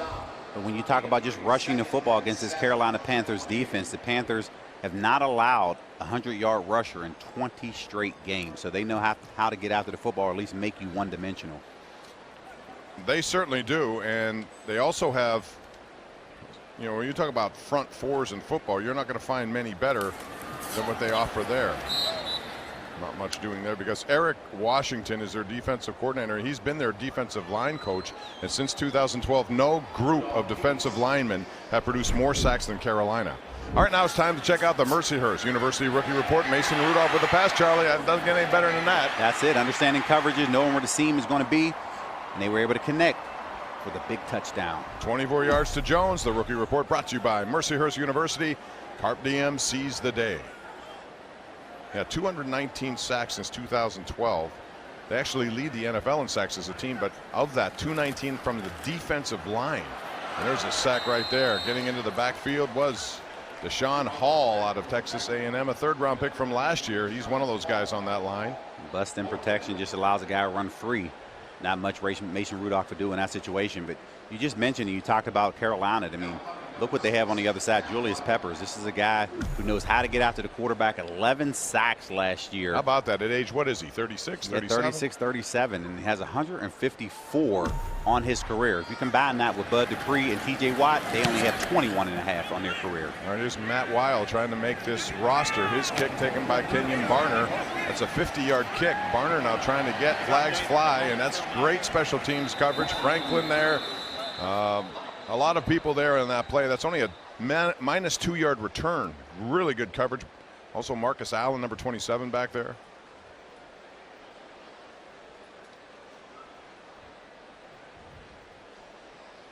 All indications it should be against Carolina.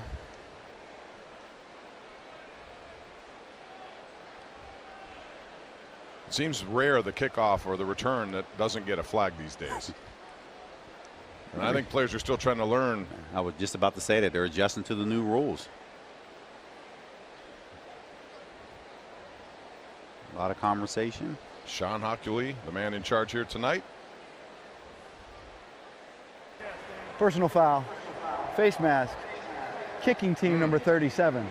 That 15-yard foul will be ended to the end of the play. First down, timeout. So Dangerfield gets caught on that one. It goes the other way against the Steelers. Carolina in business when we come back. Hey, Steeler fans, let's check out the Ticketmaster Fan Camp. Steeler fans, the most loyal in the NFL, and Ticketmaster helps them follow the Steelers everywhere they go, whether home or away.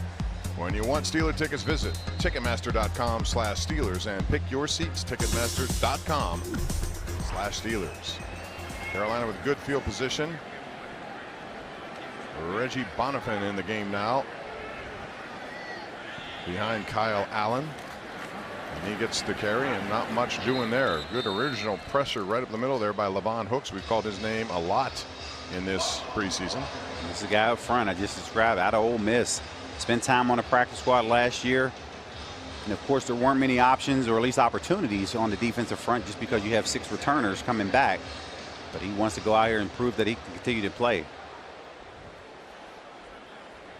Keith Butler and his defense looking to vastly improve this year. They got a lot of young, hungry secondary members who want to get an opportunity to wrap people up. And there's a nice play right there by number 74. Casey Sales, again, no gain at Ohio University. You have a lot of MAC guys on this field or on this team, but that's a nice play. Just understanding where his gap is at, and he's able to make that play.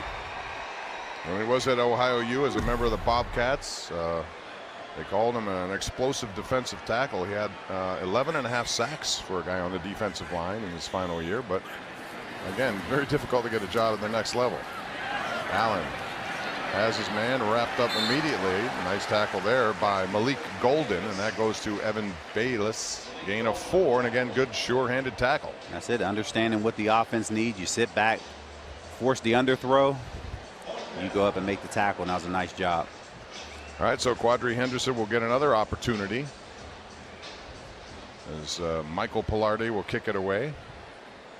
Henderson brought here for some explosive ability. He certainly had it at the University of Pittsburgh, and he left a little early after his junior season, even though, you know, he didn't get drafted. Felt this was the time to do it.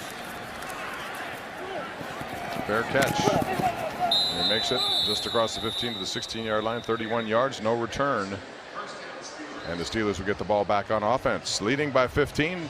5:49 left, third quarter. Steelers back with the football when we return to Heinz Field. Hey, just released the Steelers Nike Men's Air Max Taifa 2. This new Nike training shoe is now available in men's and women's styles exclusively online at the Steelers Pro Shop. Complete your sideline look in the head-to-toe gear of your favorite player. Check out shop.steelers.com right now. Rudolph zings it in and out of the hands of Jones, who has 2 touchdowns tonight. Covered there by Ladarius Gunter. Good throw, though, it looked like. It was a good throw. He found the window. Jones looked like he was stopped, trying to throttle into the zone. He was just not able to convert or connect in that situation. Carolina has new ownership as many people around the NFL welcome in David Tepper, who's from Pittsburgh. Stanton Heights, went to Peabody High School, the principal owner of this team, and made a bid of $2.2 billion to get his hands on it after he was a limited partner owner here for the Steelers since 2009. And he's had a wonderful contribution to CMU and Pitt, various donations, the Tepper School of Business there, so we wish him well. And wanted to own a team. Absolutely. Got the wherewithal to do it. Offense. Got penalties decline. The result of the play brings up third down. Got a chance to know him over the years. Fantastic person. And he does a lot for Pittsburgh. And he's very humble about it as well. He doesn't like to talk about it. No, but he's contributed mightily to so many different causes, and he's made a lot of money, but he's given a lot back. And now he wants to take this team. I know they need a new practice facility. He also would like to bring a professional soccer team to Charlotte. The new president he hired is from Manchester Football Club, so that may set the thing in motion. Here's Mason Rudolph now, zinging, finding, has his receiver, Quadri Henderson. First opportunity we've seen him really in the passing game, and that's going to be good for first down yardage, a gain of 17. That's it, reading coverage, understanding one-on-one on the outside. He's able to get open, like you just mentioned. First opportunity here. They've been using him on some gadget plays, a couple rushing attempts, but nice job getting his head around. Making the catch and getting, he was excited about it. He really was. He was used a lot by Pat Narduzzi on end arounds. His speed is certainly an asset. Rudolph drops straight back now. Looks and finds his man, Teven Jones, who's had a big night. Gets away from 1, gets away from 2, waits for Bucky Hodges, who blows away some people. Nice play by Hodges, who comes down, joins the freight, and knocks 2 guys back, 39 yards to Teven Jones. Nice hustle by Bucky Hodges here, but Mason Rudolph feels the pressure, double clutches enough to get it off on the in route, and you can see Jones just working with this guy, beats his first tackle here, and he realizes, here come Hodges, get behind my guy. And what a block. Hodges took 2 guys. I'm telling you, the guy is motivated to play. He realizes there could be a spot on this roster given the injuries, and Jones now with 3 catches for 90 yards, 2 touchdowns. He also had a drop in the end zone. Still a big night. Rudolph fires, and there's some contact there going to Jones. Flags fly, and we do have a call from one of the line judges over there, and that's going to be potential interference on Carolina. Pass interference. Defense number 33. The ball will be placed at the spot of the foul. Automatic first down. This one here won't show up in the stat line, but huge play here. Skinny route on time. Mason knows where he wants to go with the football. He gets held here on the outside and sets up 1st and 10 in the red zone. So Alex Carter is the man who's caught there out of Stanford, 3rd round pick of the Lions back in 2015. And this goes to show you he epitomizes what it's like. This is his 6th NFL team in just 3 years. And when the Lions came to Latrobe a couple years ago, he was on the Lions roster.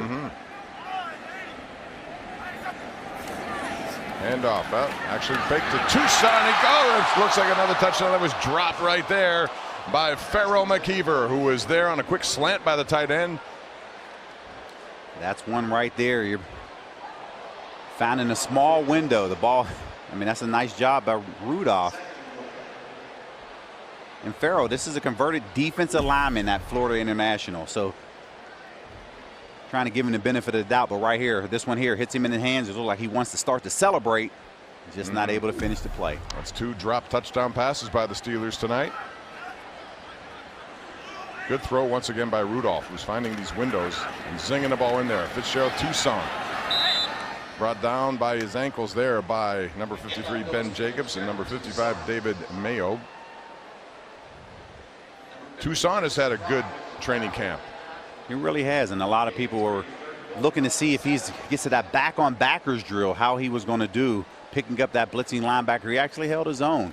And, of course, it's an unfavorable drill to the linebackers because there's no lineman sitting in front of him. But he did a nice job of holding his own and was able to prove to or show to Coach Tomlin that he's able to pick up that blitz. 3rd and goal now for Rudolph. Steelers looking to add more points on that scoreboard tonight. Rudolph rolling to his right, eyes down the field, throws to Quadri Henderson, who goes up with one hand and says, "Thank you very much. It's my first NFL touchdown for number 10 out of the University of Pittsburgh." That's a 7-yard connection. Rudolph just feeling pressure, nothing downfield, just working. And now you want your receivers to work with you on the scramble drill. Realize in the middle of the field, something you don't teach a quarterback to do, throw across your body, but all of that 5'8" frame from Henderson extends, makes a play. Quadri Henderson led the Panthers last year with 1,204 all-purpose yards. He returned 4 kickoffs and 3 punts, 7 of those special teams during his career. Really tremendous difference maker.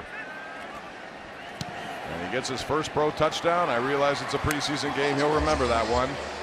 Wherever his future is, if it's here, if it's someplace else, if it's a practice squad, a lot of options. One hand, baby.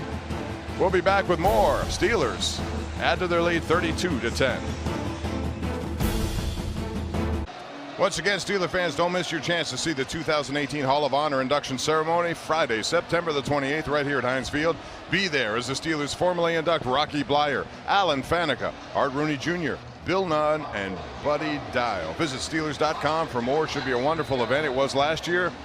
And, of course, they'll be honored during that weekend's game as well. Austin Duke retreats into his own end zone. That ball is out of play. A good kick there by Boswell. And it'll come out to the 25-yard line. That's where Carolina goes to work. And Bob, our timelines are flooding on Twitter right now because people are talking about those barbecue ribs that we had. The ones you ate and the ones I can only watch and smell, in other words. And people are asking, am I going to eat the ribs live on TV? I think so. We would get to that portion of it, of course. You have a nice tie and shirt. You're going to risk it all, aren't you? Plus your beard, you'll catch some of that I'm looking for a bib right now. Sauce. I'm looking for a bib. You'll have plenty of time, Charlie. All right, Kyle Allen remains in the game, the undrafted free agent out of Houston. Down there, they like to sling the ball all over the place. So Carolina was intrigued by that. Fires. Nice hit, wrap up on Evan Bayless. Gain of 11 yards.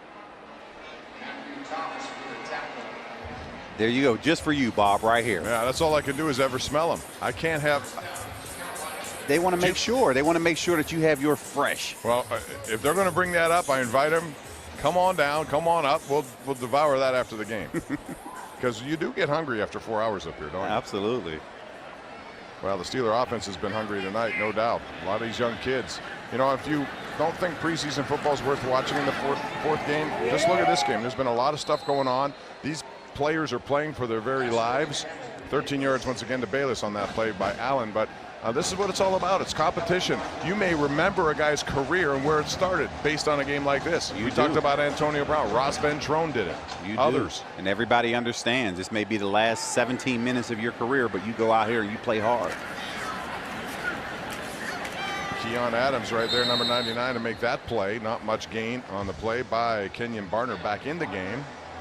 Only 2 yards. But the beauty about this, though, all the starters who are watching, they understand this process. Some of them were out there on that field, so they know how hard these guys are working. And these guys are celebrating with these guys as they make plays.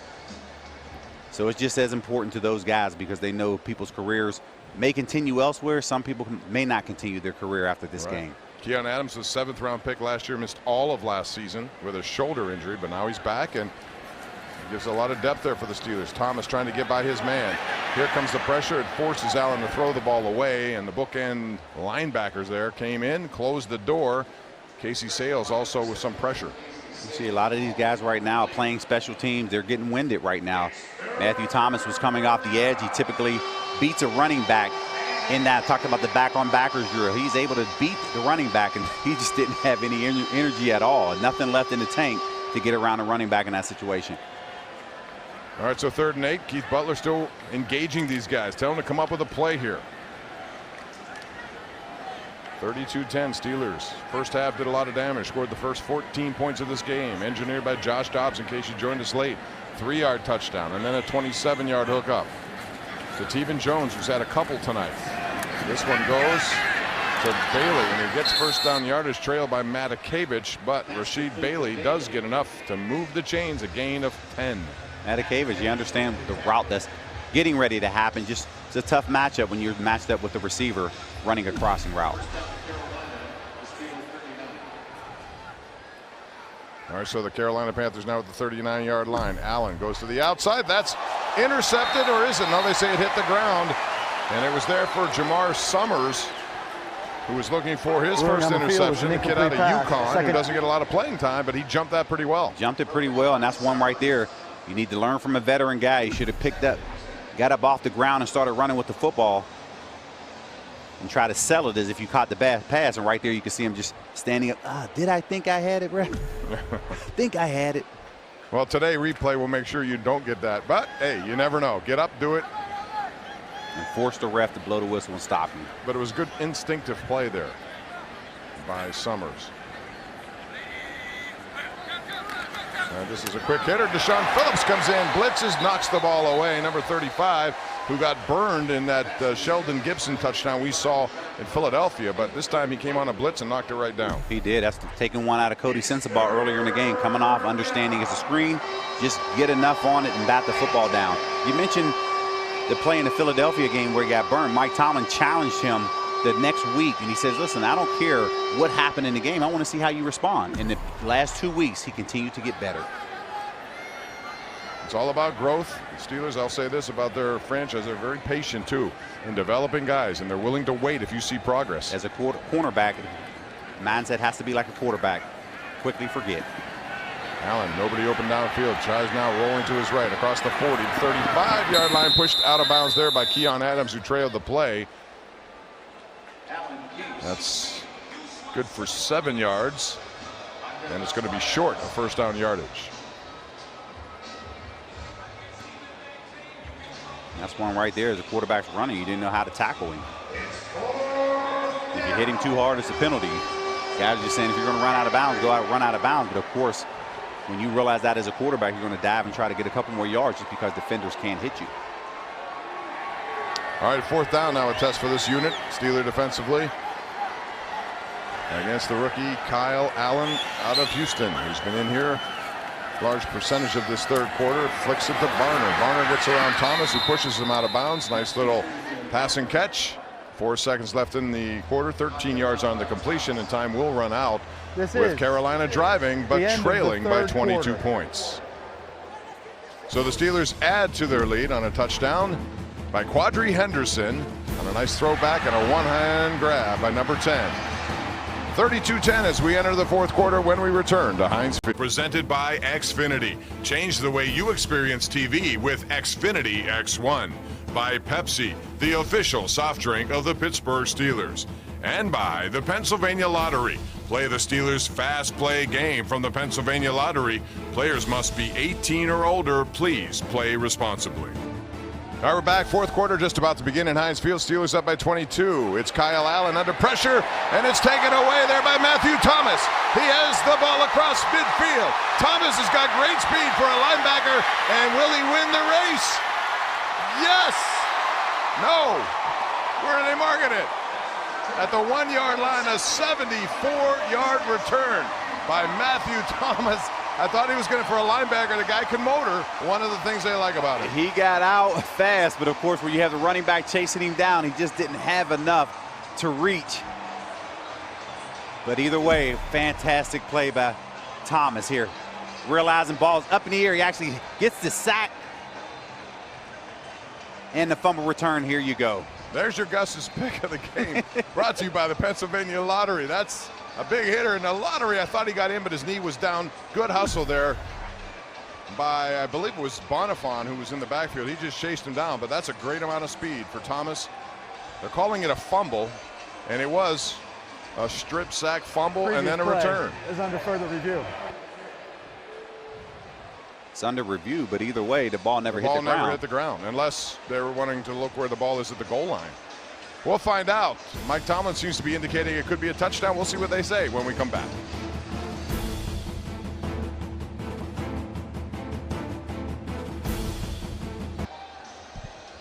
All right, we're back, and they have looked at this, and they've come to a conclusion. His knee was down. Actually, knee was down before he got across the goal line. It'll be marked at the 1-yard line, so that call stands. The Steelers thought he might have gotten in, but nonetheless, a wonderful effort single-handedly by Matt Thomas out of Florida State University. That's a great individual performance, and if you remember the interception or the big play by the Packers, he graded out by running the fastest on the Steelers on that particular play, even though it was an unfortunate situation for the Steelers. Jarvion Franklin now into the game. First time tonight. Kid out of Western Michigan. Here you go, Charlie. Take a look at the replay. You see coming down, just wasn't able to time it out, but he's just running out of gas at that point. Of course, his knees are down, ball at the 1-yard line. But Matthew Thomas, he's raised some eyebrows around here last week against the Titans. He was playing in a number of different packages earlier in the ball game. They want to test his speed, and I think that play right there could have possibly solidified his position on this team. I would agree, and I also think of Daney. Both those kids, undrafted, both should make the roster. Here's Franklin up the middle, nice blocking at the point of attack, and Jarvion Franklin turns it into points, a 1-yard touchdown. He's happy about that, and the Steelers now add to the lead. Franklin, one cut downhill guy, gets there, and of course, look at him get off of me. Celebrating right here. Nice job out of Western Michigan. Really good surge right there by the Steeler offense. In particular, Larson Graham, number 61 out of Duquesne University, a 4-year starter for Jerry Schmidt and his team. And boy, has Jerry Schmidt put together a nice program over on the Bluff. He made 46 straight starts, did Larson Graham. And he had a nice little block right there. So this to make it 39-10 as the Steelers really open it up early in the fourth quarter. And it's a point to be noted since that Packers game where the Steelers gave up 51 but 37 on defense.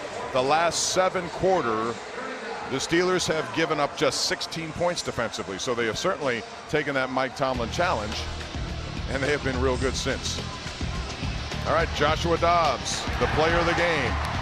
He goes to Bucky Hodges right there for a nice touchdown, which set up his own touchdown run. That athleticism, that leaping ability, that made it 7-0. And then he scrambles, finds an open Tevin Jones, the first of 2. He is our Fios player of the game, brought to you by Fios. Make your home 100% phenomenal. All over the place. Joshua Dobbs added 3 carries, 18 yards as well. This is a guy that really wanted to go out here and prove that he doesn't want to go anywhere. He belongs in this league, and he did a nice job of coming out here under the pressure and performing very well. Really has. He should have had another touchdown. One was dropped in the end zone. So, and all week he was excited, you know, Charlie. And you can tell a guy who's just going to say, look, I'm getting out there and I'm happy about what I'm going to do, regardless of the outcome. I'm going to give it my best and see what happens. And that's all you can ask for. I mean, coming into this game, he was 21 of 31, 283 yards, 3 touchdowns. He adds another one. And it just seems like he continues to get better each and every game. And that's all he wants to do. And this is the time that you go out here and get the experience, because you know come next week, Ben Roethlisberger is no doubt the starter, and he will take every single rep. Austin Duke going nowhere. The Steelers special teams, which have been solid all the way through this preseason. Malik Golden was there, along with Reeves. And as a young guy, this is where you get your opportunities here to go out here and play, especially from the quarterback position. And interested to hear your thoughts as we move forward on, as we'll start talking about the schedule, some of your bold predictions throughout this season. Danny Smith, there's a guy who's happy about what he's seen so far. Only thing he didn't like tonight, he was shaking his head when Boswell used his head to make a tackle and the helmet came ripped off. But he's done a wonderful job here in Pittsburgh, Danny Smith. All right, we'll talk about the schedule, because it is a first-place schedule, and the Steelers do have New England. They're the only team in their division that has to play New England this year, although it is here. Brian Allen makes the tackle there. They also have road trips, Charlie, to New Orleans, to Oakland, to Jacksonville, to Tampa Bay, not to mention Carolina coming here. Your thoughts about what you see? Yeah, it's a tough schedule. Of course, you have Atlanta coming in here as well. You don't know what Kansas City team that you're going to get here with the new quarterback with 2 games experience coming in here. And, of course, always Baltimore is Baltimore. But I just think it's going to be a challenging season. If they can keep everybody healthy, I think this is an 11-win team. Maybe 12, depending on how things go, but for sure 11. Yeah, I think it's their division to lose. I would look at the Steelers as the team in the division once again, but for this team it goes beyond that now. It goes into the postseason where you take this. Sports Illustrated has predicted that they will get to the Super Bowl, but they also predicted they lose to Atlanta. But you want to get there, it's on CBS this year. We'd be happy to see that happen. Right, and this is something here. Of course, last year it was, you know, figuring out a way to get through New England, and you had that game home. You lost, and of course you didn't finish it off with Jacksonville here in the playoff game, and of course it left a bitter taste in everybody's mouth. You also get teams. Oh, nice sandwich hit right there by Allen and Fort. The completion is made, and it's for 3 yards, and it will be first down yardage. When you look at tough, you still have to go to Jacksonville, you know, at Denver. You don't know what Denver team you're even the get. Los Angeles Chargers. At the Raiders. That could be a team that's, you know, you're always going to have teams that surprise you too. Right. You know, that you don't expect. Like Jacksonville last year was one of them. I don't think many people thought they'd get to the AFC Championship game, but they did. Cleveland is one that people seem to think going to make a drastic turnaround. I'm not ready to say that. I think they'll be better than what they were. There's Allen with a nice read, keeper, and he slides to get first down yardage. I think Reed, when he looks at, or Allen, when he looks at this play Timeout for tomorrow, injury. He may actually have a chance. If he stays on his feet, he could have broke that tackle. Well, Malik Golden out of Penn State. Man, that Tom Bradley recruited there, and he's liked what he's done, but he's down in pain. We'll be back right after this. We're back, and it's never good to see the medical cart come to the field, but Malik Golden's in a lot of pain and being helped off. Here's what happened, Charlie. Is hit by friendly fire as Marcus Allen is trying to make the play here. Oh, tough to look at. Yeah, it is. Allen came in and was going at a big rate of speed right there, and just, what are you going to do? It's part of the game. Kid is in severe pain, though. It's really difficult to watch as he was down on the ground, but everybody coming over and talking to him. Mike Tomlin's been out there most of the time. Marcus Allen, he feels bad. Yeah, he does. He's an emotional player and a fellow Penn Stater as well. He was just trying to make a play, and it just, as you said, friendly fire. It happens. That's tough. You see Mike Tomlin trying to get him to refocus.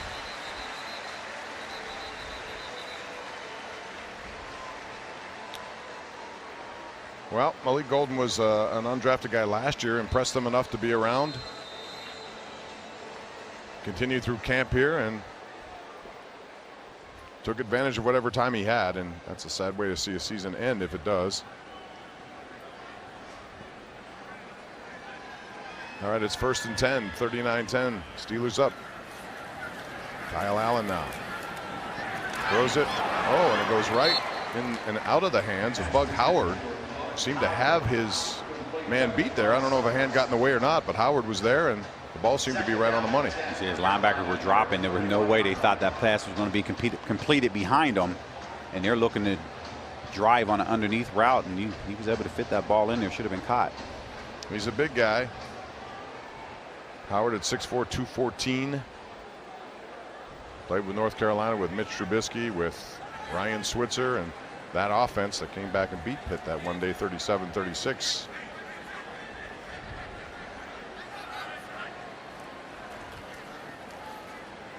This one almost picked up by Brian Allen, who's been gambling a lot in this preseason. Instead, it goes to Austin Duke for the completion. Allen gambled in Green Bay and lost when Kumaro took it 82 yards, and he went for another pick right there. If you undercut it, you have to come up with the ball. The ball just went through his hands. Nice job of breaking on the ball. That was a pick six if he held on to it. There was nobody there. But I think Brian Allen has shown that what a year hanging around the system, learning every single day, and what it does, because you've seen big improvement from him. Over the middle, it goes to Bailey, who takes a hit right there. And we're going to flag on Marcus Allen at that hit, 14 yards. Will this be under the helmet? Yeah, the back just threw the flag immediately. That's one there. He's trying to get low to make a play. So is the runner, though. Yeah, I don't know how much lower that the defender can go to make a tackle. Marcus Allen, he's 6'3", getting that low, and we'll watch it on the replay here soon. Foul. Lowering the helmet to initiate contact, defense number 27. Half the distance to the goal, first down. You see Marcus Allen Marcus Allen right now is pleading his case. What he's supposed to do? He's trying to come up and make a tackle. 16. Receiver getting down in. Yeah, there's. Underneath. I don't know how you do that, because look where the runner is at this point. He's down. How do you tackle him if he's going down like that? They're both on their knees. Very tough to play defense in the NFL nowadays. Unless they thought it was an intentional strike. I thought that was just part of making a play, and I thought they may soften that rule a little bit, but apparently not. It's going to be one of those things, bone of contention early on in the regular season as well. There's a touchdown pass, maybe, as they get close to the goal line. A nice play there. 14 yards on the hook up to the man who chased down Matthew Thomas, Reggie Bonifon. So he catches the ball 2 yards. He puts his foot in the ground. You have two defenders there. They have to make this tackle right. He's able to split, makes one miss, 2, 3. He got a lot farther than they should have. Dangerfield's cleaning up. And now we do have a touchdown run. The official 2-yard touchdown by Bonifon. That's his reward for. And I think Rivera went up to him. I saw on the sideline after that running down of Thomas and said, "I like that effort," and maybe he's going to play him more. But he got an opportunity, and he gets a catch, and now the touchdown to get Carolina their second of the game. It's going to be interesting to see if the referee gets a buzz here from the top. He's pointing over to his replay guy.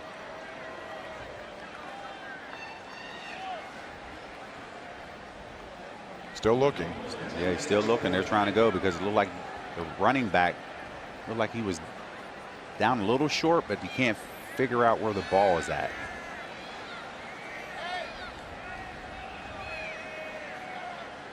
Well, they're going to take their time with this one. Watch his knee. Ball's in the right hand, left hip goes down. No, he did. Right there, butt is Where's down. The ball? It looks like it's in. I think it'll be good. Not enough to overturn it, even if you do go look at it. So it is a touchdown. Bonifon with Graham Gano adding the point after. It's now 39-17 with 10:07 remaining in the fourth quarter. Again, roster cuts will be made by Saturday. They got to get from 90 to 53. Always a difficult challenge. We continue after this. Back and in time for our Honda drive of the game. It's Mason Rudolph getting things done with a slant to Quadri Henderson. Teven Jones, who's had a big night, makes a nice catch. Got a nice block there by Bucky Hodges as he never quit on that play. And then he looks back, and it's Henderson with a one-hand snag. That's your Honda drive of the game, brought to you by Honda. Discover Honda. The honor is ours. The value is yours. Anderson is back to receive this kickoff, looking to do something on special teams, although Gano's leg has been really strong, and he's going to do. This is what I thought he should have done earlier. Why not? Give it a whirl. Show your talents. Henderson gets to the 20. That'll go as a 29-yard return, but he took it all the way back in the end, so why not? That's one of those. We've been talking about this since the first preseason game against the Eagles. I understand, yes, for the team's sake, you want to take it to the 25, but individually, you have to try to go out there and make a play, and he was trying to do that. And, of course, all you have to do is go to Coach Tomlin when you're walking to the sideline saying, Coach, I'm just trying to make a play. That's all. I think he probably would encourage that at this point. That last drive, by the way, was 9 plays, 80 yards for Kyle Allen. 4:01 expired, a 2-yard run by Bonifon.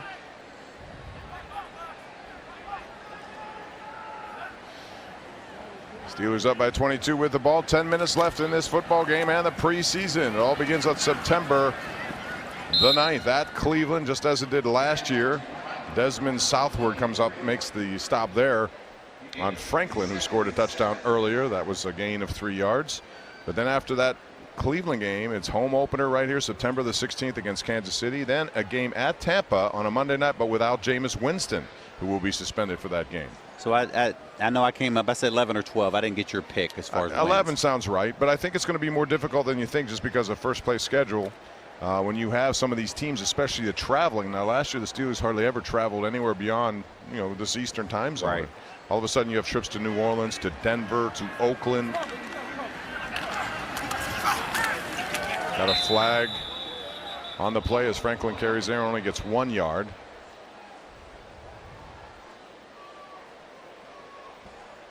Illegal formation, offense. That penalty's declined. 3rd down. Some really good home games, though, to look at. Not just Cleveland, Baltimore, Cincinnati. And I think Cincinnati could be better than people are giving them credit for. You got Carolina here on a Thursday night, November the 8th. Of course, you got the big weekend with the Hall of Honor coming up on September 28th. And the 30th will be a night game with the Ravens in town. Those are always physical and as good as it gets when it comes to physicality. Alumni game is Sunday, December 2nd against the Chargers. A lot of exciting things going on at home this year. So when you look at New England, do you think they're going to take a step back or not? A lot of people think they will, but Tom Brady is still engineering at a very high level at age 41. He is, but when you're playing in that AFC East, of course, it's their division. Just a matter of how many games out front they're going to be. And they typically get off to a good start to create separation as the season goes on. Austin Duke back to pick up this punt, but it goes out of bounds, and that's where Carolina will have it. Missy Matthews, the Steelers are not going to keep 4 quarterbacks, but there was a time when they did. Let's go down to you with some thought about that. Yeah, the last time that happened for the Steelers, guys, was in 1995. I have to give credit to my colleague Bob Labriola for telling me this fun fact. That was Cordell Stewart's rookie year. You had Neil O'Donnell, Mike Tomczak, Cordell, and Jim Miller was the guy they thought wasn't going to make the squad, but the Steelers decided to keep 4.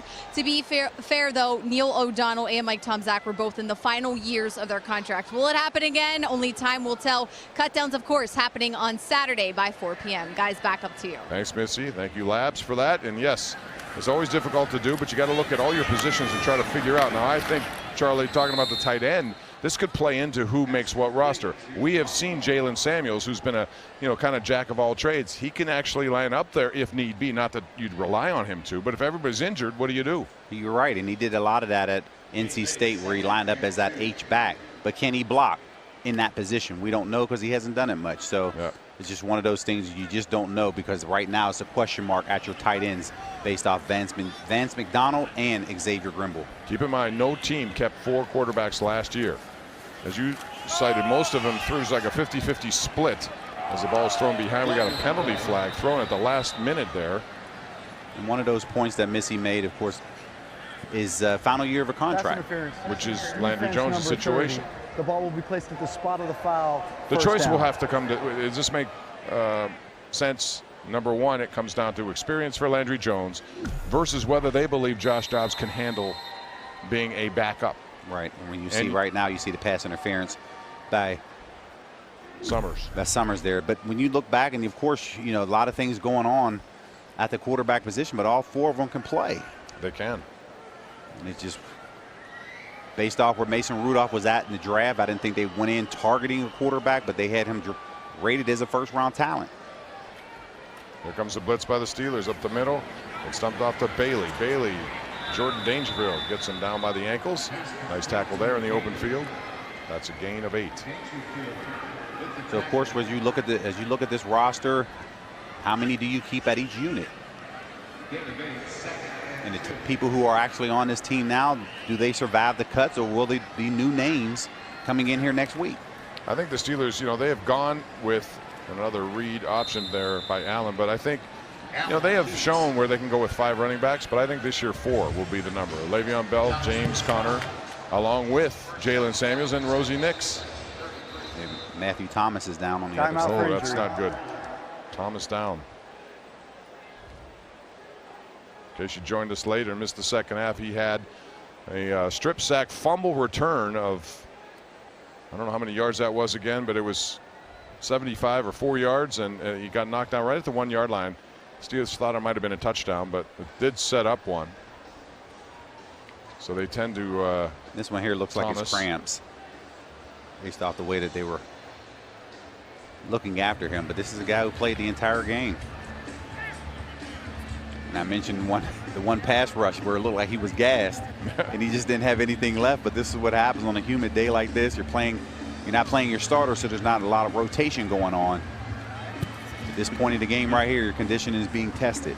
Matthew Thomas way back when was the #1 linebacking recruit in the country coming out of high school. He had some, off the field issues that he was dealing with, a suspension, some injuries, and he never did, live up to that potential as that guy.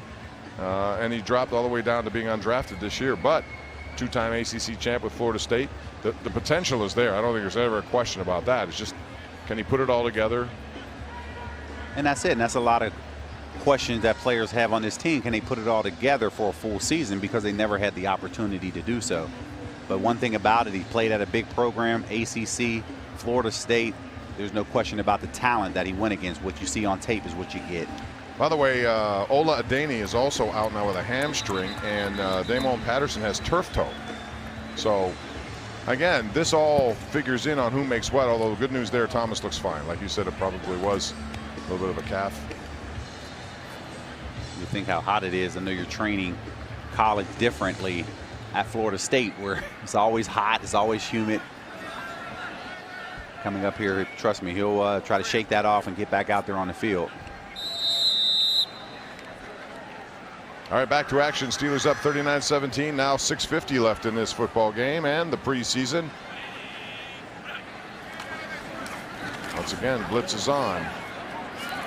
Allen looks into the end zone, and a diving attempt there goes incomplete with Brian Allen in coverage, and that is once again Rasheed Bailey, who let it out there but just couldn't make the catch. Nice job of getting in position, but again, that's quarterback being a little afraid because of the size of Brian Allen right there. You have to get it over top of him, placing the ball perfectly, and that worked out for the Steelers. When they brought this kid in, Allen, they liked his arm and his ability to throw the ball down the field, and he's shown that here tonight in this game. Second down now for number 7. Here comes L.J. Port. Can't get there. Pass instead goes complete, and it's Bonifant out of the backfield, and he gains 9 on that play, very close to first down yardage. Ford has had a good preseason. I would imagine he's on this roster. Yes? I would think so. He really has. I mean, the things that he was displaying up in Latrobe, I mean, he really was raising a lot of eyebrows up there. And of course, his big contributions to this team is on the special teams, and that's something that really Danny Smith loves. And of course, when you understand your role, veteran players respect that. Field position is one of those things a lot of people talk about, but you don't realize how important it is until you see it work against you. And there's a nice play there by Marcus Allen coming up from the safety spot, makes that play. And I know Butler wants more of these turnovers. We've seen them now. We saw a couple of strip sacks tonight. We've seen them throughout this preseason, plus an interception last week with Terrell Edmonds. Turning the field, and changing. This is what you want me. up front, this is what you want to see, because last year a lot of blitzes. Yes, the Steelers led the league in sacks, 56 of those, but they want to see just 4-man protections. Can you get after the quarterback and play covers behind it? They did a nice job this preseason by showing that they can get after the quarterback. Allen throws and has Austin Duke, who gets up. Brian Allen gets him down. So what do you think of Aaron Rodgers? $134 million 4 years. I don't think there's any doubt how important he is to Green Bay. Oh, yeah, and they know how important he is, because the games that he was not in there, their season went downhill Quickly. So they're expecting big things up there in Green Bay. Saw enough of him in preseason game number 2. Was able to take a couple hits, get in and out. It was enough to get it done. Oh, there's a nice hit on Bug Howard. The ball comes out, and the question is, did he have reception? And if so, who has it in the end zone? It could be another turnover created by the Steeler defense, because it looked like he had enough to make a football play. Farrington Huguenin is down there wrestling with Bug Howard for that football. And right now, you have a lot of tugging going on. Now they say Howard must have recovered it. Ruling on the field is the ball was completed, fumbled, recovered by the offense in the end zone. It is a touchdown. It's not how you draw it up, Charlie, but It's not, but if Farrow comes out of the pile with the football, how do you give it to the Panthers? Do you see Farrow right there? But the ball just takes an awkward bounce. And at that point, it looked like they both had it at that point. I don't know. Howard is lucky because he made the reception, but it was a catch, and so the hit comes in here. And it looks like it was Marcus Allen coming in, and he's been hitting everything.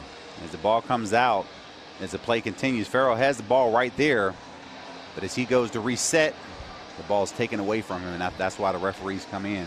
Huguenin's been at a lot of places in this preseason. He has been around the football. He's created some things, got his action on the sack game last week. That just didn't go his way, but he was right there to make that play. Howard, to his credit, never stopped, got up and got it back at the bottom of the pile.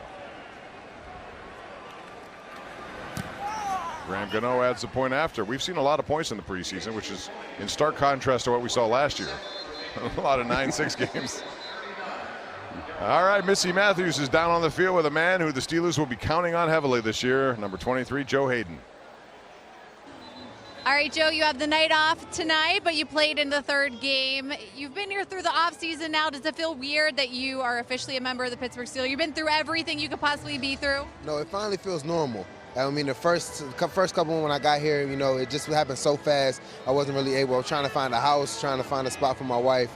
So now I'm just feel way more settled in. I'm at home, feel a lot more comfortable doing the preseason and everything with the guys. So this feels like home now. You guys have a new position coach this year. What are you taking away from what Coach Bradley's preaching to you guys? I mean, he's preaching communication. You know, we know we have a lot of talent in our room. The one thing we got to do is make sure as long as we're on the same page, we're going to be fine. Not leaving anybody running wide open, you know, so as long as we got a man on the man and we're communicating the signals and checks, we'll be fine. Every young guy in your room says you are one of the reasons why they feel like they're learning this defense and they're doing well. What do you take away from the young guys being a vet? You know, I like to lead by example. I like to show them what I do. I like to I take my job very seriously. So when I'm in the meetings, when I'm taking notes and stuff like that, they can just tell that it's important to me. When I'm at a practice, doing all the drills, just taking it very seriously. So from them, I just want them to see that it's important to me. And we have guys like Morgan and guys like Artie that's just coming along very well. So just leading by example and showing them that this is the way to do it. You went through it last year, Cleveland, week 1. Ready to do it again? Oh, I'm super excited about it. You know, it's just the season's finally here. You know, this preseason is sweet. I hope everybody, you know, just putting their best effort forward, trying to make the squad. So after this is done, I can't wait to get ready for Cleveland. All right, Joe, thanks so much for your time. Thanks for having me. All right, guys, that's Joe Hayden. Let's send it back upstairs to you. All right, Missy, thanks very much. Big things expected from him. Brett Kiesel on Twitter. He's watching our game, and he had an interesting question. He says, wasn't the last time we had 4 quarterbacks on the roster 2010? With Leftwich, Batch, Dixon, and Ben. Do you remember? I do remember that. Remember Kiesel, Dennis Dixon actually went on injured reserve after that Tennessee Titan game after week 2. Okay, so he was there to start the season. He was there to remember. He started against the Falcons in week number 1, injured in the first quarter of the Tennessee game. And I played the rest of the Titan game, started against the Bucks, and then we played Baltimore here. to finish that off, and then Ben came back after the bye week. So there were 4 quarterbacks here. And then the following year in 2011, Byron Leftwich was the one that went on injured reserve. So the Kiesel's, he's well in tune with these stuff. He remembers things going back. And he's very active on Twitter, too, which I like to see. Here's Franklin, who has a touchdown tonight, trying to get extra yardage, gets close to first down, 2 yards on that carry. By the way, a little shout out to... I was going to say, remember in that Buccaneers game, remember that fumble with that interception that Kiesel had in that game? Yes, he did. And he took off to the races, man. That was a big play. We ended up winning that game 38-7, I think it was. 38-10. Yeah, exactly. It was part of the mystique of the beard. Absolutely. You know, once you started making plays like that, the beard became an issue. I wonder if the beard ever slowed him down. There was so much beard there, you know. He could do that. This year, the beard event is always great. He looks like a different man when he comes out of that. Hey, he's raised a lot of money, and yes, congratulations to number 99. Another flag flies. Not much at all there. I was going to say a shout out to Ross Cockrell. Remember him, former Steeler, because he had a terrible injury this year, a fractured tibia and fibula, and he's out right now. He's with his Carolina Illegal Panther formation, team. offense number 49. That penalty's declined, 4th down. All right, so the Steelers will have to kick this one away. That's on Christian Scotland Williamson, who hasn't played a lot. And this is a guy right here that, take a look at that guy and that face. He'll be on the Steelers practice squad this year. He's the London, I forget the program that they have. They have. It's that international pathway. There you go, international pathway. We've seen a lot of guys. In fact, the Carolina Panthers have a guy on their roster with that. He played with the London Warriors back in 2014. F.A. Obata. Who's the guy from the Lions who not only was one of these guys, you talk about a great story. Is it Ansa, the defensive lineman he went from never playing football. You know, he went to participating in this program. But not only that, he turned out to be the 5th overall pick in a draft for the Detroit Lions. So I think when you look at this, this isn't the first time that we've seen this program. If you go back to 2005, we had a receiver by the name of Marvin Allen, who actually was here with that particular program, and he spent 3 seasons with the Steelers before he went back home. Interesting stuff for sure. You see Matthew Thomas running back off on the field. Well, that's good to see. All right, there's a catch on the sideline by Bailey, who's been pretty active here. All right, let's talk about the Great Race. You could register for this big event September 30th, the Richard S. Caligiuri City of Pittsburgh Great Race, presented by Highmark Blue Cross Blue Shield. It's a great course, it's a great tradition, and it makes for a great race. For more information, visit rungreatrace.com. 41 years and still running. Pretty good stuff there.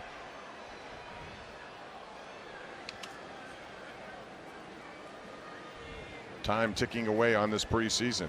We'll begin on September the 9th in Cleveland. You'll see it on KDKA TV. We have plenty of programming in and around all of our games. And we also have the #1 Cochran Sports Showdown every Sunday night, where we have great debate on all the topics pertaining to Pittsburgh sports. And I'm sure this topic here will be who's your 53. And we'll have a various amount of opinions on that too. False start, center number 74, 5 yards, still 1st down. And just talking through it earlier in the production meeting, Rich Walls, he has a total different 53 than what you have, Bob. Totally different. That's what I mean. You can make it any way you want to make it. The kid I'm thinking about is Ziggy Ansah. That's who it is from Detroit. Okay, yes. Remember him? You know, he was he walked on. He went out for track. He was born in I think Ghana, played soccer. I mean, all of a sudden he tries out for football and he's that good. Becomes a 5th overall pick, or at least top 10. 8 sacks in his first. He made a Pro Bowl. I mean, what a story that is from someone who never played football, really, growing up. Absolutely. But it's a great program. And it gives you actually an extra guy on your practice squad to be able to play with a little bit. All right, so give me a name, a surprise name who may make the roster and people think not. I asked that question at the wrong time, at the 2-minute warning. Gives me time to think about it, Bob. There you go. This is the 2-minute So we reached warning. a 2-minute warning. 2 minutes. The Steelers have had it their way from the beginning. They built a 14-0 lead, expanded it to now 39-24. We'll be back with the final two right after this. Steelers preseason football presented by Xfinity. Change the way you experience TV with Xfinity X1. By Pepsi, the official soft drink of the Pittsburgh Steelers. And by the Pennsylvania Lottery. Play the Steelers Fast Play game from the Pennsylvania Lottery. Players must be 18 or older. Please play responsibly. Steelers have been very responsible offensively here tonight for sure. They made some big plays in the defensive game, and Marcus Allen has thrown his weight around. Bayless with a 9-yard reception, but Allen in a desperate attempt to try to make a roster as a rookie 5th-round pick. That's to his advantage. He was a draft pick. Solid plays here. I mean, this guy's playing lights out right now in the last 2 series. All right, Keon Adams with some pressure, forcing Allen to roll to his right. He throws, and he has his receiver right along the sidelines. And that's a good catch by Austin Duke with Summers there defensively, 15 yards. Summers does a nice job of breaking on his football. And more importantly, keeping him in bounds, keeping that play clock going.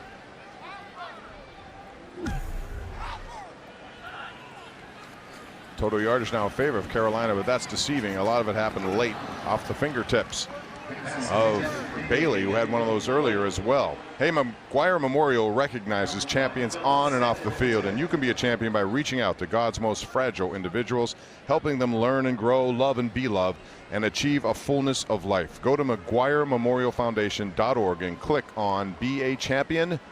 Sister Thaddeus and all her people there do a wonderful job. So Allen tonight, who came in the second half, 25 of 33 for 250 yards and a touchdown. He's looked good, but a lot of that came after the game was pretty well decided as the Steelers built up a big lead in this game by 22 points. And here's Allen being forced out again. Rolling this time just throws it away. Good decision. Everybody pretty well covered down the field. And if you look at the throwaway there, I mean, that Dr. Bradley out there, Jim Bradley down there with the terrible catch. If you show that replay again, I mean, come on, Dr. Bradley, you have to do a better job. This is the point of the game where defensively you're just saying, oh, here we go on a replay here. Oh, so now you're going to torture him with a replay. Okay. Yeah, watch this. I mean, watch the attempt here. Dr. Bradley. Oh, come on, Doc. He took his eyes off of it. He thought he had it. We're going to get Tom Bradley to work on his brother's skills there when it comes to making plays in the secondary. Another overthrow on the sidelines there. That one intended for Cam Sperinier. So now it's 4th down. And they'll go for this one. Why not? Last opportunity for Allen probably to be under center the rest of the year. Right, and if you're Allen, you appreciate coach's decision to throw the football, because most games with the game out of hand like this, you're trying to run the football, get out of the stadium with no injuries and get ready for the regular season. But right now you want to see every single opportunity for each guy that's on the field. It's a good way for the Steelers to end the preseason. It certainly makes the decision-making process a little bit more difficult for Mike Tomlin, Kevin Colbert and company. Got to get down to 53 by Saturday at 4. I trust some of these will come tomorrow. And that pass is incomplete, and that's how Carolina's offensive night will end, as the Steelers will come in and run out the final 49 seconds. And we're looking forward to a regular season of a lot of good pregame, postgame shows, all right here on your home for Steelers football, KDKA television.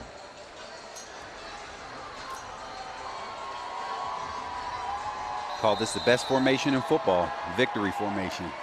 Hopefully the Steelers see this a lot as this year goes on, which we expect both of us, Bob, that this should be an exciting season. Really should be. And then the postseason. And what happens then? As the Steelers are really in a good position offensively, so many weapons. The question is, can the defense improve and come up with some plays in the turnover department? They have some athletes back there. They've improved their tackling, with the exception of the Green Bay game. I thought there were some bad angles in that game. Right. But overall, since then, they have come back and played better. And that's it, especially on the defensive side of the ball. You have flipping of sides from T.J. Watt, Bud Dupree. It's going to be good to get T.J. back as they get ready for the Cleveland. So a lot of these guys, of course, the business side of it, will lose their job over the weekend. But for the ones who remain, they get a good 3-day weekend, rest up, and as they prepare for the Browns on the road. Ryan Shazier, motivational, inspirational figure, but also someone who's gotten involved in advice for a lot of the young linebackers. He is really making his presence known here, even if he can't play. So the preseason comes to an end, and the Steelers finished at 3-1, just like Carolina. 39-24 your final score at Heinz Field. We'll recap when we come back right here on KDK TV.